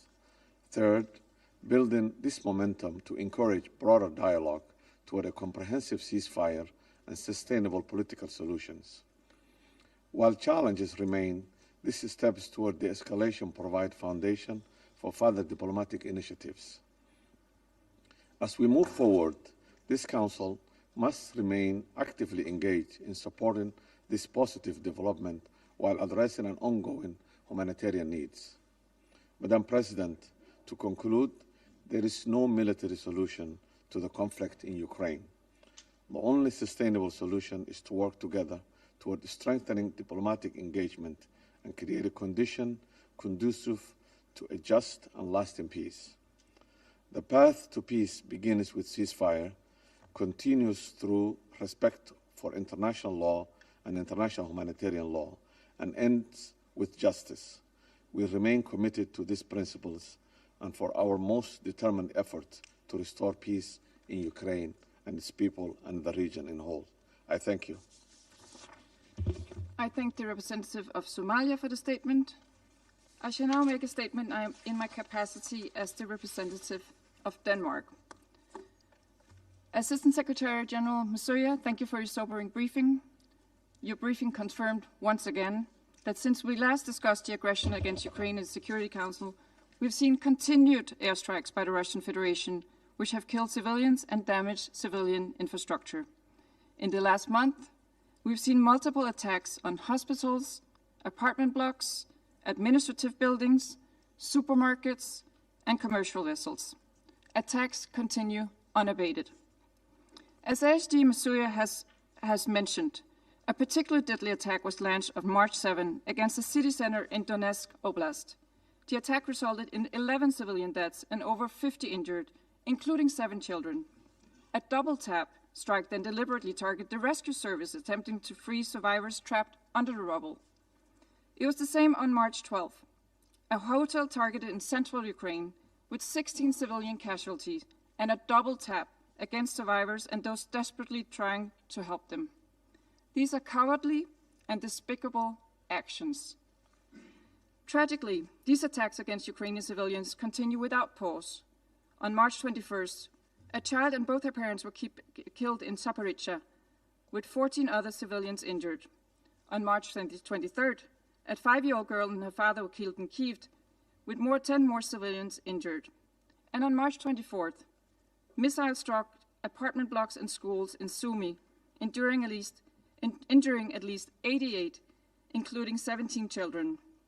And just this month, over a 7-day period, Russia launched 2,700 missiles, drones, and glide bombs at Ukraine. Needless to say, the humanitarian suffering caused by such a ceaseless aerial blitz is truly horrific. Colleagues, Russia's illegal war of aggression is not just a European concern. On March 11, a Russian ballistic missile, armed with cluster munitions, targeted a Barbados flag civilian vessel in Odessa, loading wheat bound for Algeria. The attack killed 4 Syrian sailors and wounded 2 other civilians. Another display of the complete disregard for civilian lives. This contributes to humanitarian suffering across the globe, as the most vulnerable, especially in several African countries, face much higher food and energy prices and scarcity in supplies. In recent days, we've received the latest report by the UN's Independent International Commission of Inquiry on Ukraine. It is a grim catalogue of crimes against humanity perpetrated by Russian forces against civilians and war crimes against prisoners of war, including systematic torture and even executions. The report notes an apparent new policy in Russia's armed forces to not take prisoners, but to kill them. Colleagues, I want to highlight the extreme vulnerability of Ukraine's women. I paid tribute to the brave testimonies given here in New York 2 weeks ago by Ukrainian women held captive for years by Russian forces and subjected to terrible abuse and degradation. We also remember the Ukrainian children who have been adopted to Russia and had their identity brutally erased. This underlines that if there is to be an enduring peace, it must be built on accountability and justice for all. Russia's systemic violations of international humanitarian law in the temporarily occupied territories are well documented, including by the United Nations. We have frequently heard in this chamber how Russia has cut off around 1.5 million Ukrainians from humanitarian aid. We call on Russia to respect its international obligations and facilitate full, safe, rapid, and unimpeded humanitarian access to the territories it has temporarily occupied. We call on the international community to heed the call we heard this morning from ASG Masuya for more support. Denmark has, since the beginning of this brutal war, allocated $1 billion in humanitarian and civilian aid. Colleagues, Russia could end the war today if it would only stop attacking Ukraine. Russia has raised preconditions for peace, while at the same time increasing attacks on Ukrainian civilians, resulting in further humanitarian suffering. We have noted the first steps towards a ceasefire. It remains crucial that further steps are taken towards a just and lasting peace, respecting Ukraine's internationally recognized borders and territorial integrity. The majority of the United Nations members clearly stood with the people of Ukraine on the 3rd anniversary of Russia's illegal, full-scale invasion. They reaffirmed their commitment to the sovereignty, independence, and territorial integrity of Ukraine. They demanded that any peace must be in line with the principles of the UN Charter, the charter we all signed up for. Denmark will continue to stand with the people of Ukraine as we, hopefully, move closer towards a just, comprehensive, and enduring peace. I now resume my function as President of the Council, and I give the floor to the representative of Ukraine. Thank you, Madam President. I would like to thank Denmark's presidency for convening this meeting. I'm also grateful to ASG Joy Msuya for her substantive briefing. Russian Federation continues to terrorize Ukrainian civilians by relentlessly striking critical infrastructure and residential areas across the country with missiles, MLRS, guided bombs, and attack drones, causing widespread death and destruction. Frontline and border regions, particularly Sumy, Zaporizhia, Kryvyi Rih, and Kharkiv, remain under constant Russian attack. Distinguished members of the Security Council, we should focus on Russian actions and not their statements, and the actions are the following. On night of 1st March, the Russian Federation launched at least 9 Shahed drones on Kharkiv, damaging a hospital with patients inside and injuring at least 7. On night of 3rd March, Russian attack on an eco park near Kharkiv destroyed animal enclosures, a medical center, and a mother and a child house. The same day, airstrikes on Omelnik, Zaporizhia, destroyed a home, killing 1 and injuring another. On 4 March, a drone strike on Sumy caused a fire in a children's medical facility. On 5 March, a ballistic missile struck a hotel in Kryvyi Rih, killing at least 4 and injuring 32, including 2 children. Damage included 14 apartment buildings, a post office, cultural center, shops, and vehicles. On 7 March, a massive Russian assault on energy infrastructure hit multiple regions across Ukraine, Odessa, Poltava, Chernihiv, Ternopil, using nearly 70 missiles and 200 drones. In Kharkiv, a missile injured civilians near an apartment building. That same day at night, the Russian Federation launched a ballistic missile attack on the center of Dobropilla, Donetsk region, killing at least 11 people and injuring 50 others, including 7 children. As firefighters worked to extinguish the blaze, Russian forces carried out a second strike, targeting the rescuers. On 11 March, Russian drones damaged an infrastructure facility in Dnipro, about 10 private houses, and broke windows in a kindergarten and a school. On 12 March, Russia launched ballistic missiles at Kryvyi Rih, killing 1 person and injuring 15. Russia launched a double-tap strike on rescuers and medics who arrived at the scene. The strike damaged an infrastructure facility, multi-story residential buildings, administrative buildings, a shop, garages, 12 cars, and 2 units of rescue equipment. On 13 March, Russians massively attacked Kherson with artillery, killing a woman and injuring a man. The same day, critical infrastructure facilities in Zaporizhia and Dnipro regions were attacked. On 14 March, Russians attacked a hospital in Zolochiv, Kharkiv region with drones. A double-tap attack was carried out in 40 minutes after the first strike. On 14 March, Russian troops attacked the center of Kherson with guided aerial bombs, killing 1 and injuring 7 civilians. On 15 March, an attack drone damaged 65 apartments in a multi-story building, 12 private houses, and 19 cars in one of Chernihiv's neighborhoods. On 16 March, an attack drone hit a multi-story building in Chernihiv, injuring a woman. On 21 March, the Russian Federation launched a drone attack on Zaporizhia, killing a family, a 17-year-old girl, father, and her mother. The attack injured at least 14 people, including a 9-month-old baby. The drone strikes caused fires and widespread destruction in Zaporizhia. Overnight, on 23 March, Russia attacked residential areas of Ukraine using nearly 150 strike drones. Russia's massive drone attack on Kyiv and the Kyiv region killed at least 3 people, including a father and his 5-year-old daughter, and injuring 10 others, including an 11-month-old baby. This attack damaged apartment buildings, private houses, and cars. On 24 March, the Russian Federation launched a missile strike on the city center of Sumy, injuring at least 88 people, including 17 children, and damaging several high-rise residential buildings and civilian infrastructure, including a school.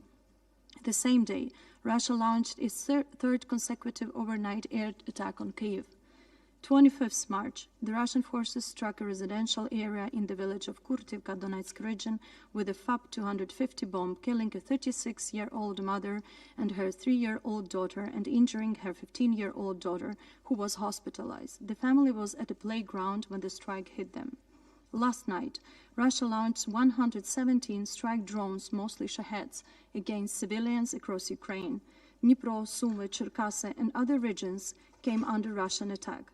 Kryvyi Rih suffered a massive drone strike targeting a local enterprise and the civilian infrastructure. In Ochtyrka, Sumy region, homes, stores, and the civilian infrastructure were damaged. Communities in Donetsk, Kharkiv, Zaporizhia regions also came under fire. It was another night of Russian terror targeting Ukrainian civilians. These attacks are a daily reality. In just the first half of March alone, the Russian Federation launched hundreds of strikes against the Ukrainian people using approximately 2,800 guided aerial bombs, nearly 2,000 attack drones, and over 100 missiles of various types. Which means that on average, Russia used each day 200 guided aerial bombs, 143 attack drones, and 7 missiles every single day. Russian Federation must be held accountable for the vast destruction it has inflicted on Ukraine's civilian infrastructure. According to Ukrainian law enforcement, over 212,000 civilian sites have been damaged or destroyed, including over 171,000 residential buildings. The attacks have also affected over 1,600 schools, with at least 200 completely destroyed, and nearly 2,000 medical facilities, of which 300 have been destroyed to rubble. Madam President, from the very first day of the invasion, Russia has deliberately sought to block Ukrainian ports on the Black Sea, directly threatening global food security. It has consistently targeted southern East Ukraine's port infrastructure, commercial vessels, and grain storage facilities. All this was done to weaken Ukraine's export capacity and deliberately provoke a food crisis in regions heavily reliant on Ukrainian grain. On 1st March, Russia launched a missile strike on port infrastructure in Odessa, injuring 2 port workers and damaging 2 civilian vessels, including a Sierra Leone flagged bulk carrier loaded with over 21,000 tons of corn and soybeans, and a Panama flagged container ship. On 11 March, a ballistic missile attack on the same port killed 4 Syrian crew members and injured 2 others, a Ukrainian and Syrian. The attack damaged another ship, docks, and grain storage facilities. The vessel targeted was loading wheat for export to Algeria. Such strikes directly undermine food security in vulnerable regions across the globe. Today, over 40 countries rely on Ukrainian grain exports. These deliberate attacks risk deepening instability in areas already facing food shortages. Madam President, in its latest report, the UN Independent International Commission of Inquiry on Ukraine has further confirmed that the widespread use of torture is not incidental, but a deliberate and systematic element of Russian state policy, amounting to crimes against humanity. The report documents ongoing torture of civilians and POWs, inhuman detention conditions, and the use of sexual violence, particularly against male detainees, as a method of torture. It also presents clear evidence of numerous executions of prisoners of war and disturbing take-no-prisoners policy by the Russian military, in direct and cynical violation of the Geneva Conventions. The Commission's efforts to investigate and document Russia's war crimes are essential to ensuring justice and accountability. We therefore urge continued support of its mandate and the allocation of adequate funding to sustain its work. Ukraine also welcomes the recent OHCHR thematic report focused on the impact of Russia's aggression on the rights of Ukrainian children, the first of its kind. The report provides vital, verified evidence of systematic violence, especially in territories temporarily occupied by Russia. It confirms at least 669 children killed and 1,833 injured due to Russia's use of explosive weapons in civilian areas, and documents the destruction of schools and hospitals, the militarization of children, forced implementation of Russian curricula, suspension of the Ukrainian language, and persecution of families trying to protect their children's rights to education. Particularly alarming are the forcible transfers and deportation of Ukrainian children to Russia and Belarus, the illegal change of their citizenship, and efforts to erase their Ukrainian identity. Ukraine urges all relevant UN mandates to continue the critical monitoring and reporting work. We call on the international community to act on these findings, ensuring accountability and supporting the return of deported children through initiatives such as the Bring Kids Back UA platform and the International Coalition for the Return of Ukrainian Children. On 20 March, we saw one more Kremlin's decree which provides for the forced expulsion of Ukrainian citizens living in the temporarily occupied territories and in the territory of Russia, without so-called legal grounds. Yet another step in Russia's campaign of discrimination, persecution, and forced displacement of Ukrainian citizens from their homeland or coercion to acquire the status of a foreigner. These systematic deportations and persecutions are part of Russia's policy of genocide against Ukrainian people. Responsible for the crime of aggression, war crimes, and crimes against humanity must be brought to justice. We are grateful to all those who contribute to freeing our people from Russian captivity, both military and civilian, as well as to return Ukrainian children who were forcibly taken by the Russians. It remains our priority. Madam President, Ukraine began recording episodic cases of the use of dangerous chemical substances by the Russian troops from the beginning of the full-scale invasion, in flagrant violation of the Chemical Weapons Convention, by using hazardous chemical substances. According to the Ministry of Defense of Ukraine, from February 2023 to February 2025, there have been recorded and documented over 6,900 cases of Russia's use of munitions containing hazardous chemicals. over 3,400 Ukrainian servicemen have been hospitalized and with poisoning from chemicals used by the Russians. The two reports of the Organization for the Prohibition of Chemical Weapons emphasize that the evidence provided by Ukraine has been collected and provided to the OPCW representatives in compliance with the chain of custody and relevant procedures.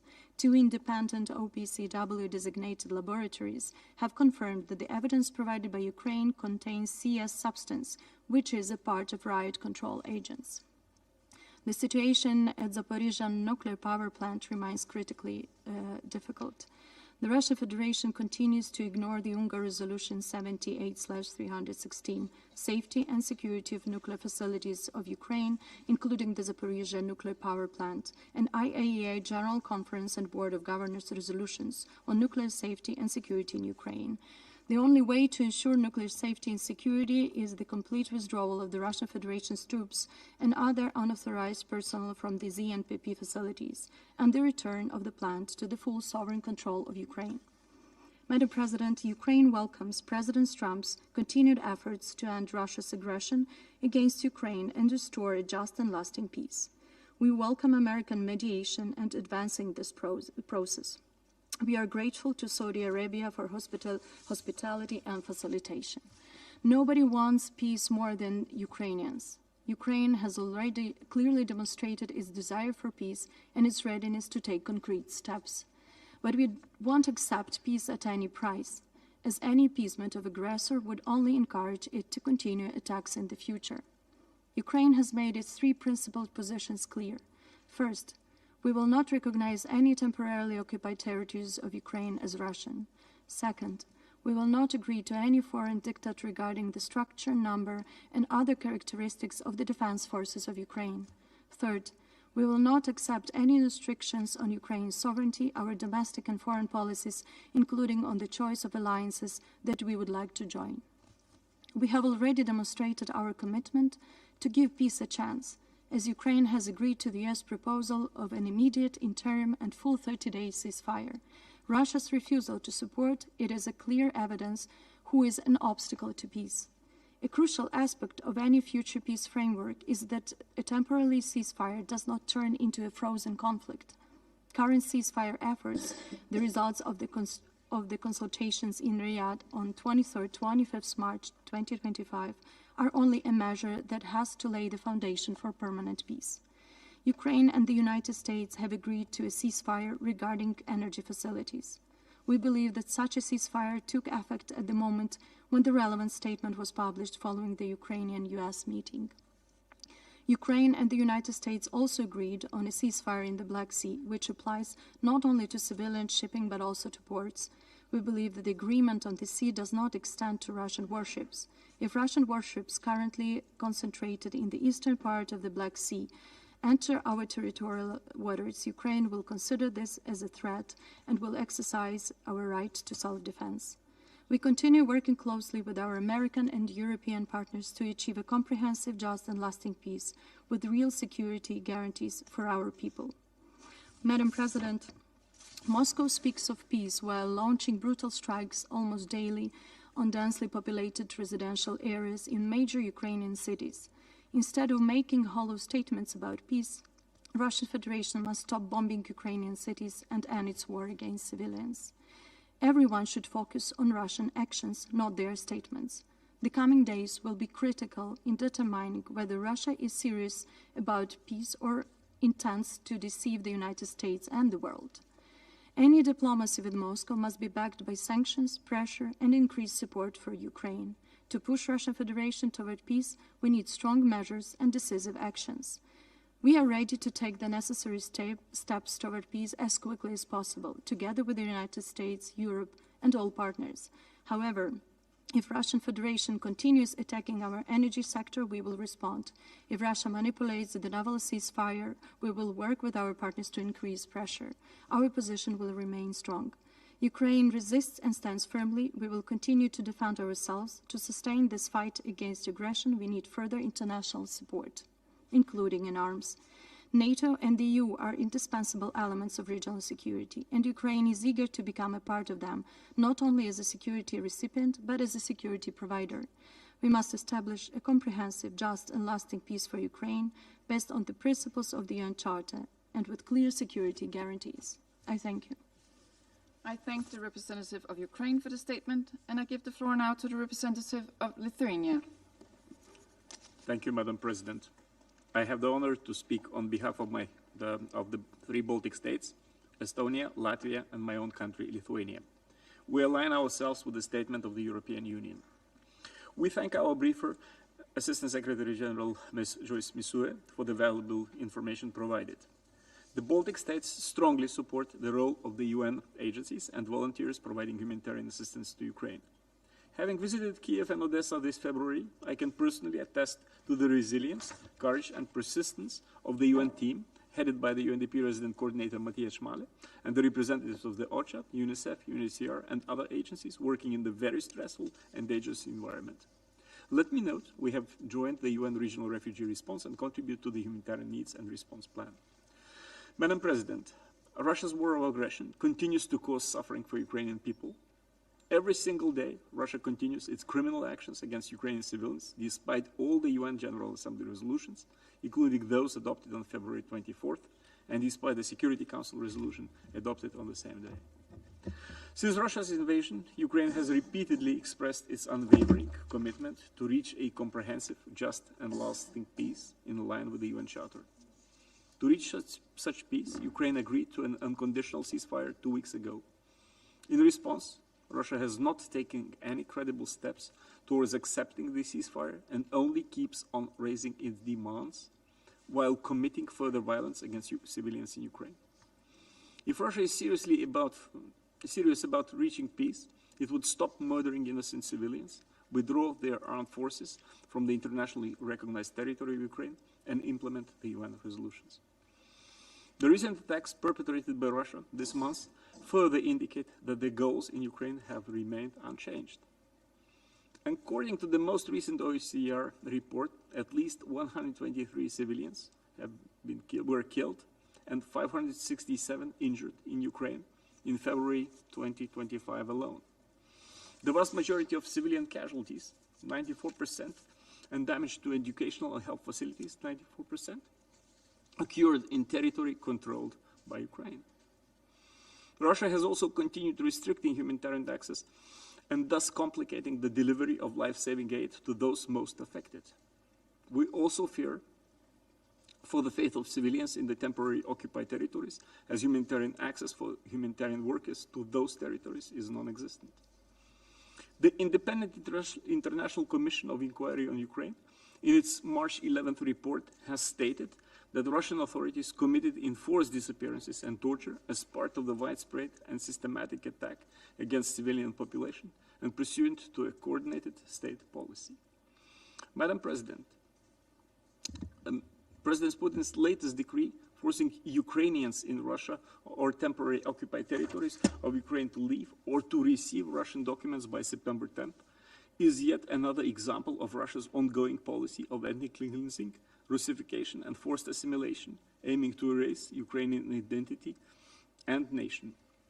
This is in gross violation with the international human rights law and the Convention on the Prevention and Punishment of the Crime of Genocide. Madam President, the Baltic states strongly condemns Russia's aggression against Ukraine in blatant violation of UN Charter and international law. Russia's continued attacks against civilians, including children, humanitarian workers, and medical personnel, constitute heinous war crimes. We demand full accountability for the war crimes and crimes against humanity committed during Russia's war of aggression against Ukraine. Launched last April, the Register of Damage for those affected by Russia's aggression enabled to work on the compensation mechanism. Furthermore, the European Court of Human Rights is dealing with over 4,000 cases against Russia related to events Crimea, Donbass, and wider war against Ukraine. While war crimes, crimes against humanity, and genocide can be prosecuted by the International Criminal Court, the crime of aggression can only be prosecuted by the Special Tribunal. The Baltic states have continuously advocated for a strong and effective special tribunal that would be empowered to bring justice for the crime of aggression against Ukraine having broad cross-regional support. This March, the co-group, consisting of senior legal experts of Ukraine, 37 states, the EU and the Council of Europe have marked a significant step towards ensuring full accountability by finalizing the technical work on 3 draft documents necessary for the establishment of the Special Tribunal for the crime of aggression against Ukraine that will now be submitted for political consideration. Impunity leads to repeated crimes. This must stop. No one from Russia's highest political and military leadership is untouchable. Accountability also forms an integral part of the comprehensive, just and lasting peace. We stand by Ukraine and reiterate a call on Russia to respect its obligations under the international law, including the UN Charter, as well as international human rights and humanitarian law. The Baltic states support efforts aimed at reaching a comprehensive, just and lasting peace in Ukraine in line with the UN Charter and international law. I thank you, Madam President.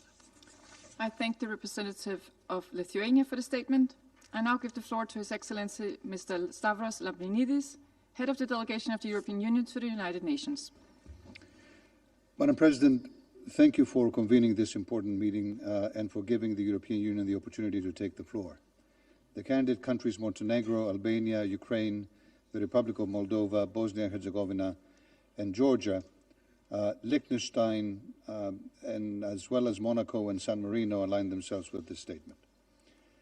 Let me kick off, as so many others have, by thanking Assistant Secretary General Msuya for highlighting once again the dramatic humanitarian consequences of Russia's illegal, unprovoked, and unjustified aggression against Ukraine. 3 main points require special stressing. First, Russia must uphold international law and cease its missile and drone attacks on Ukraine's civilians, infrastructure, and densely populated areas now. While its president states Russia can agree to a limited ceasefire, its continued military actions demonstrate the exact contrary.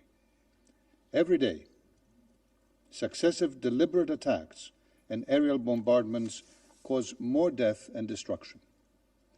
Its campaign of systematic airstrikes against Ukraine's civilians and civilian critical infrastructure violates international humanitarian law and must stop immediately. We have heard from OCHA the impact on the most vulnerable households. According to the UN Human Rights Monitoring Mission, these attacks are not accidental, but have been of a widespread and systematic nature. The Office of the High Commissioner for Human Rights has further documented over 12,000 civilians killed over the past 3 years, of which over 600 were children. And let me open a parenthesis to say that the gall of the Russian Federation in this room today to accuse others of a lack of conscience in the face of such brutality is both unseemly and unconscionable, and frankly shameful. For shame, for shame. There can be no impunity for these atrocities. Russia and its leadership must be held fully accountable for waging a war of aggression and for other most serious crimes under international law. Second point, full, safe, rapid, and unhindered humanitarian access needs to be ensured. We commend the efforts of OCHA and its humanitarian partners in providing assistance to those in need. The UN has repeatedly highlighted the challenge of reaching civilians in areas under temporary Russian occupation. This means an estimated 1.5 million people are being cut off from humanitarian aid. While it wages a war of aggression, Russia shows no concern for the well-being of civilians in the areas it temporarily occupies.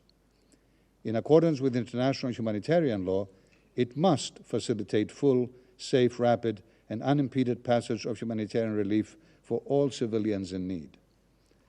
As is the case for all crises around the world, the European Union and its member states will continue to contribute generously to the United Nations humanitarian response, also in Ukraine. We call on all nations to step up their support as well. The European Union remains committed to support Ukraine's repair, recovery, and reconstruction in coordination with their international partners. The Ukraine Recovery Conference in July 2025, hosted by Italy, will be important in this context. Third point, the European Union reiterates its support for a comprehensive, just, and lasting peace in Ukraine based on the UN Charter and international law. 1 month ago, the General Assembly gave an overwhelming message to call on the aggressor to immediately, completely, and unconditionally withdraw all its military forces from the entire territory of Ukraine. 1 month ago, that was the General Assembly of the United Nations speaking.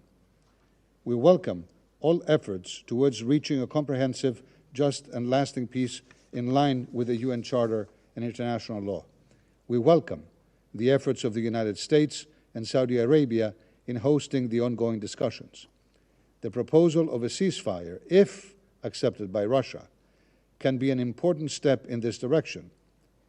It is now for Russia to show its willingness to achieve peace. The European Union is ready to play its full part in supporting upcoming steps, together with Ukraine and other partners. As we have stressed repeatedly, there can be no negotiations on Ukraine without Ukraine, and no negotiations that affect European security without Europe. In closing, Madam President, I reaffirm the European Union's unwavering support for Ukraine's independence, sovereignty, and territorial integrity within its internationally recognized borders. The European Union will continue to support Ukraine for as long as it takes and as intensely as needed to achieve a comprehensive, just, and lasting peace in line with the UN Charter and the principles of sovereignty and territorial integrity applicable to all nations. Thank you, Madam President. And I thank Ambassador Lambrinidis for his statement. I now give the floor to the representative of Poland. Madam President, Poland aligns itself with the statement delivered by the European Union. I would like to express our gratitude to the Danish presidency for calling this timely meeting, and our appreciation to France and Panama for requesting it, as well as to ASG Msuya for her presentation.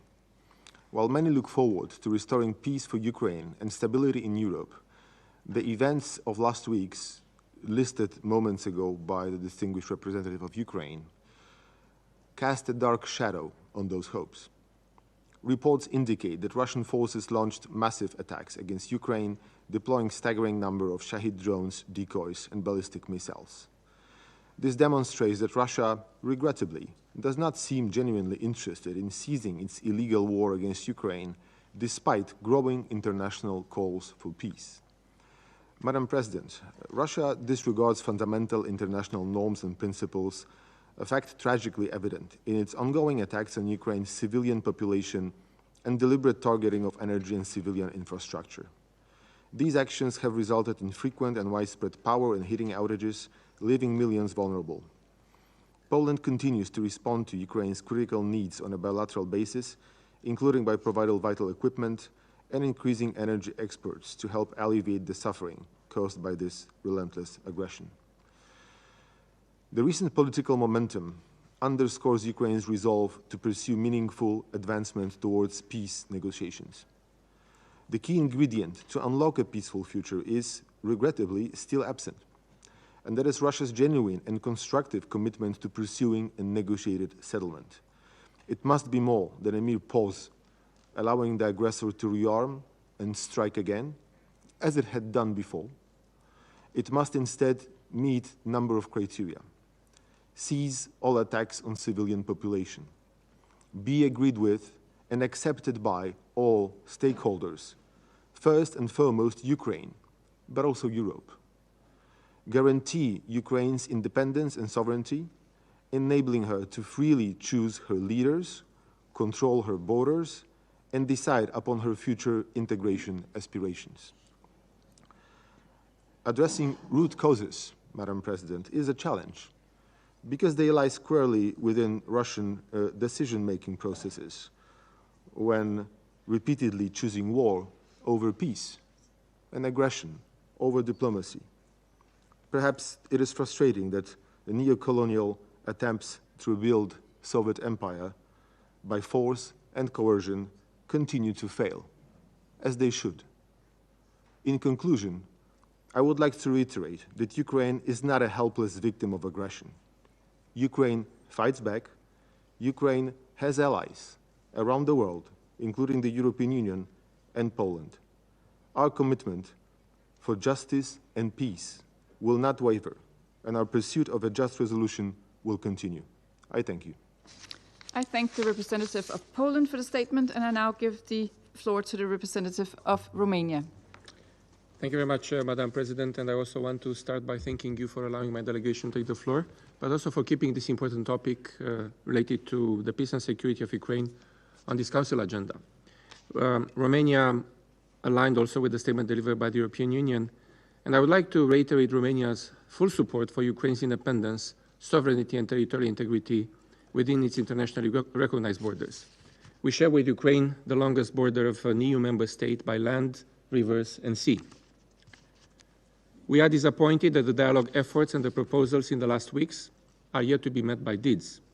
Since the night of 21st of March, Russia launched new massive air attacks, mostly against civilian targets in Ukrainian cities, including Odessa, Zaporizhia, Sumy, and the Ukrainian capital, that have created and produced numerous casualties. Just last night, the city port of Nikolaev was attacked, as well as the Krivoy Rog in the disputed part. All these casualties will be referenced in future reports of the Office of the High Commissioner for Human Rights and UN OCHA, just as the previous ones in the past more than 3 years.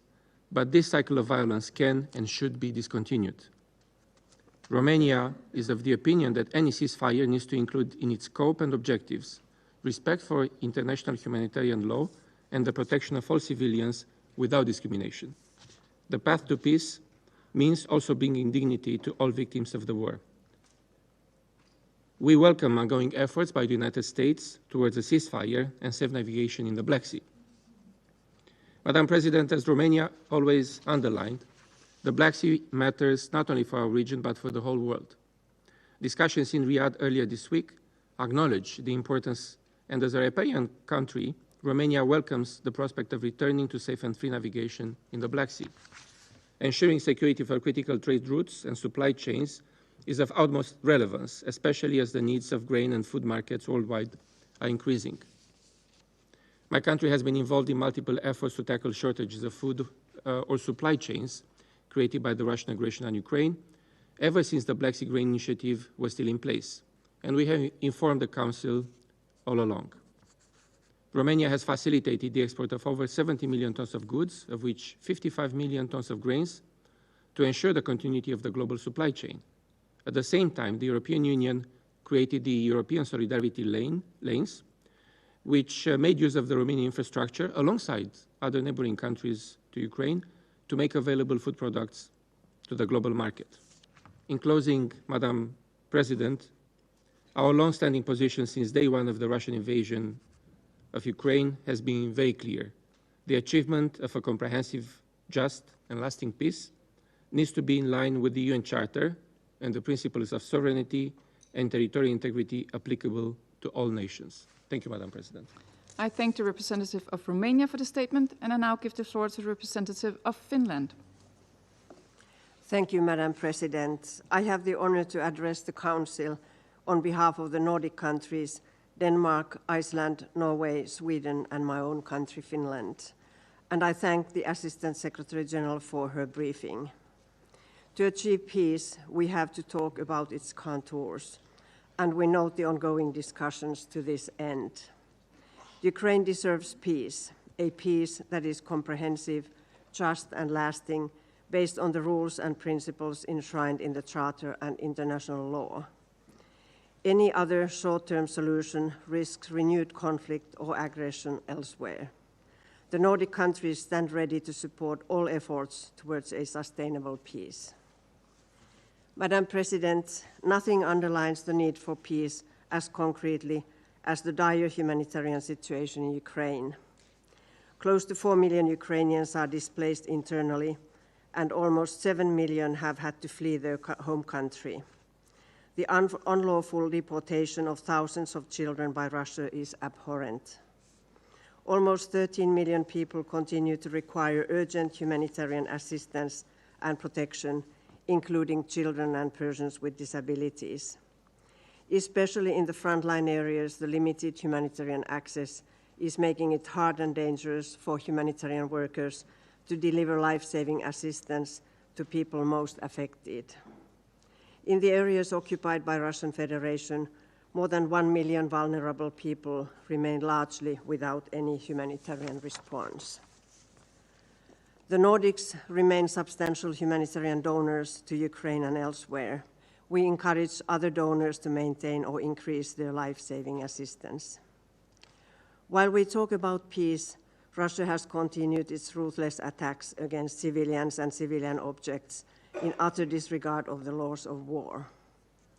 Just 2 days ago, on Monday, a Russian missile attack injured dozens of civilians and damaged a school and a hospital in the city of Sumy. On Sunday, Russian attacks in Kiev killed a father, his 5-year-old daughter, and an 80-year-old woman. These acts unavoidably raise the question whether Russia is genuinely willing to move towards peace, or whether it is using the discussions as a mere charade without giving up the ultimate goal to subjugate Ukraine and its people. Last night, just hours after the agreement on safe navigation had been announced, Russia directed a drone attack on the Ukrainian port city of Mykolaiv. Ukraine has expressed its readiness to immediately enact a 30-day ceasefire. Russia, on the other hand, agreed only to a limited ceasefire with several preconditions. This speaks volumes. Russia seems to continue to choose war while we speak. Across the globe, people continue suffering from soaring food and fuel prices as the war continues to disrupt supply chains and destabilize international markets. Madam President, it is up to all of us now to defend the international peace architecture built on the UN Charter wherever it is threatened. It is in the interest of all of us to ensure that might does not make right, and internationally recognized borders are not moved through the use of force. The Nordic countries want to underline that every sovereign state must maintain its right to choose its own alliances and its legal defense and security arrangements. Madam President, we note the new agreement on the safe navigation in the Black Sea, which should be implemented without delay and without additional conditions. Despite the immeasurable hardships caused by Russian invasion, Ukraine continues to defend its freedom, its independence, sovereignty, and territorial integrity. The Nordic countries will stand by Ukraine in this as long as it is needed. I thank you. I thank the representative of Finland for the statement, and I now give the floor to Mr. Paul Beresford Hill, Permanent Observer of the Sovereign Order of Malta to the United Nations. Madam President, at the outset I wish to thank the Presidency of Denmark for convening this meeting and for affording the Sovereign Order of Malta the opportunity to contribute to a critical discussion on the deepening humanitarian crisis in Ukraine. Just over a month ago, we marked a somber milestone, 3 years since the escalation of this devastating conflict, 3 years of unrelenting suffering, forced displacement, and shattered lives. 3 years in which civilians have endured unspeakable hardship, needless bloodshed, life-altering injuries, the loss of their homes, their loved ones, and for many, a sense of hope. While responding to the present crisis is paramount, we must also, however, look to the future. A cessation of hostilities, however distant, must not find us unprepared. We must recognize that when guns are silent, the humanitarian toll will persist. The sheer scale of destruction, the economic devastation, and the deep societal fractures will not be undone overnight. Rebuilding shattered communities requires long-term commitment, combined effort, and above all, an enduring concern for human dignity.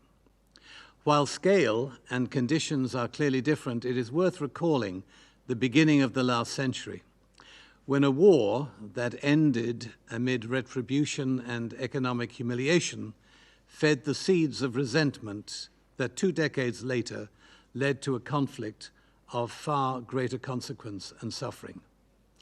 We should recall, too, that a phoenix arose out of those ashes. The foresight, commitment, and strategic genius of one nation, also caught in the conflict, led to the Marshall Plan that secured a prosperous future for nations that had battled each other.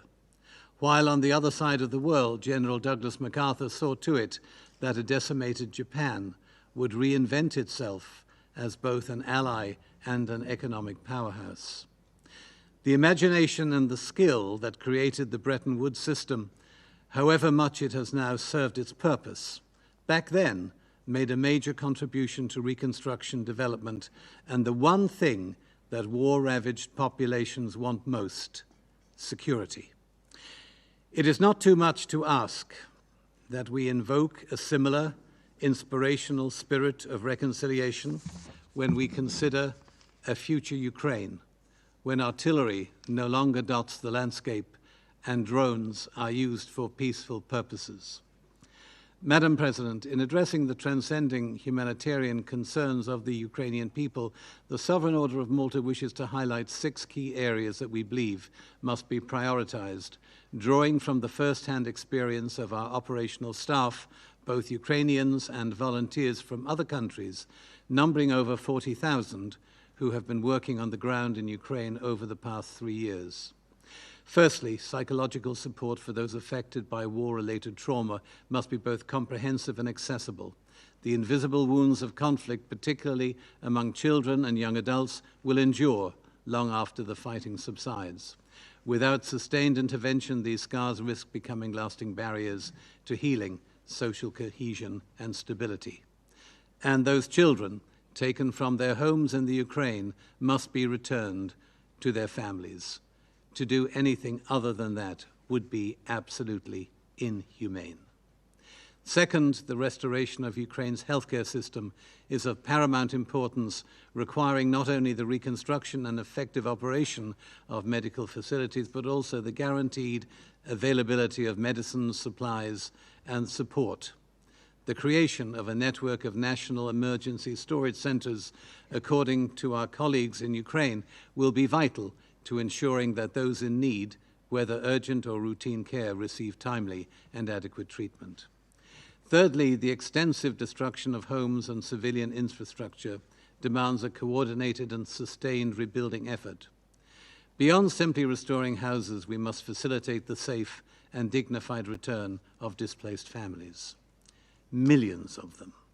This necessitates urban development plans that prioritize sustainability, accessibility, and long-term resilience.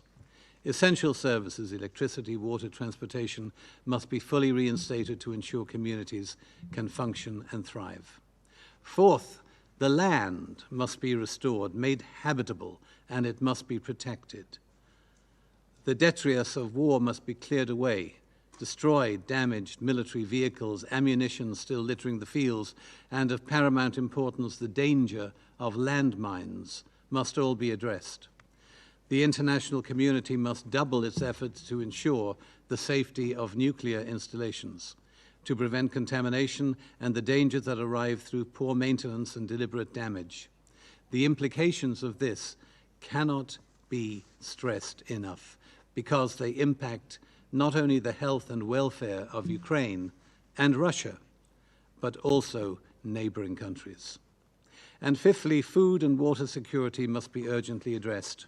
Immediate humanitarian interventions are needed to ensure and restore reliable access to basic necessities, particularly in rural areas. At the same time, strategic efforts must be undertaken to revitalize Ukraine's agricultural sector, a cornerstone of its economic recovery and social stability. Ensuring the revival of agribusiness and local food production will be instrumental in preventing prolonged dependency on external aid. And lastly, education must be at the heart of the recovery effort. Schools are not merely places of learning, they are pillars of normalcy, of hope, and are the foundation of a better future. Learning programs must be widely implemented to facilitate a smooth return to schooling alongside structured socialization initiatives to help children and young people both process the traumas they have endured and to reintegrate their lives into a new society. Higher education, whether academic or vocational, is going to be critical in rebuilding a shattered economy. A new generation must learn the importance of turning guns into harvesters, of using critical thinking skills, not to outwit the enemy, but to outwit climate change and the myriad problems that we are all confronting in a changing world. Madam President, in closing, the reality is that these measures represent only a small fraction of what is needed. The humanitarian toll on all sides in this war is vast, and the road to recovery will be long, and neither will it be easy. A coordinated approach involving local, regional, international actors will be indispensable in ensuring that our collective efforts lead to a sustainable and enduring future, much as occurred after World War II 80 years ago. As we reflect on the path ahead, let us recall the words of Pope Francis. At a vigil for prayer for peace in 2013, he said this: "Can we get out of this spiral of sorrow and death? Can we once more walk and live in the ways of peace? I would like for each one of us, from the least to the greatest, including those who are called to govern nations, to respond in one voice: yes, we want peace." Let that be our commitment today. Thank you. I thank Permanent Observer Mr. Barefus Hill for his statement. There are no more names inscribed on the list of speakers. The meeting is adjourned.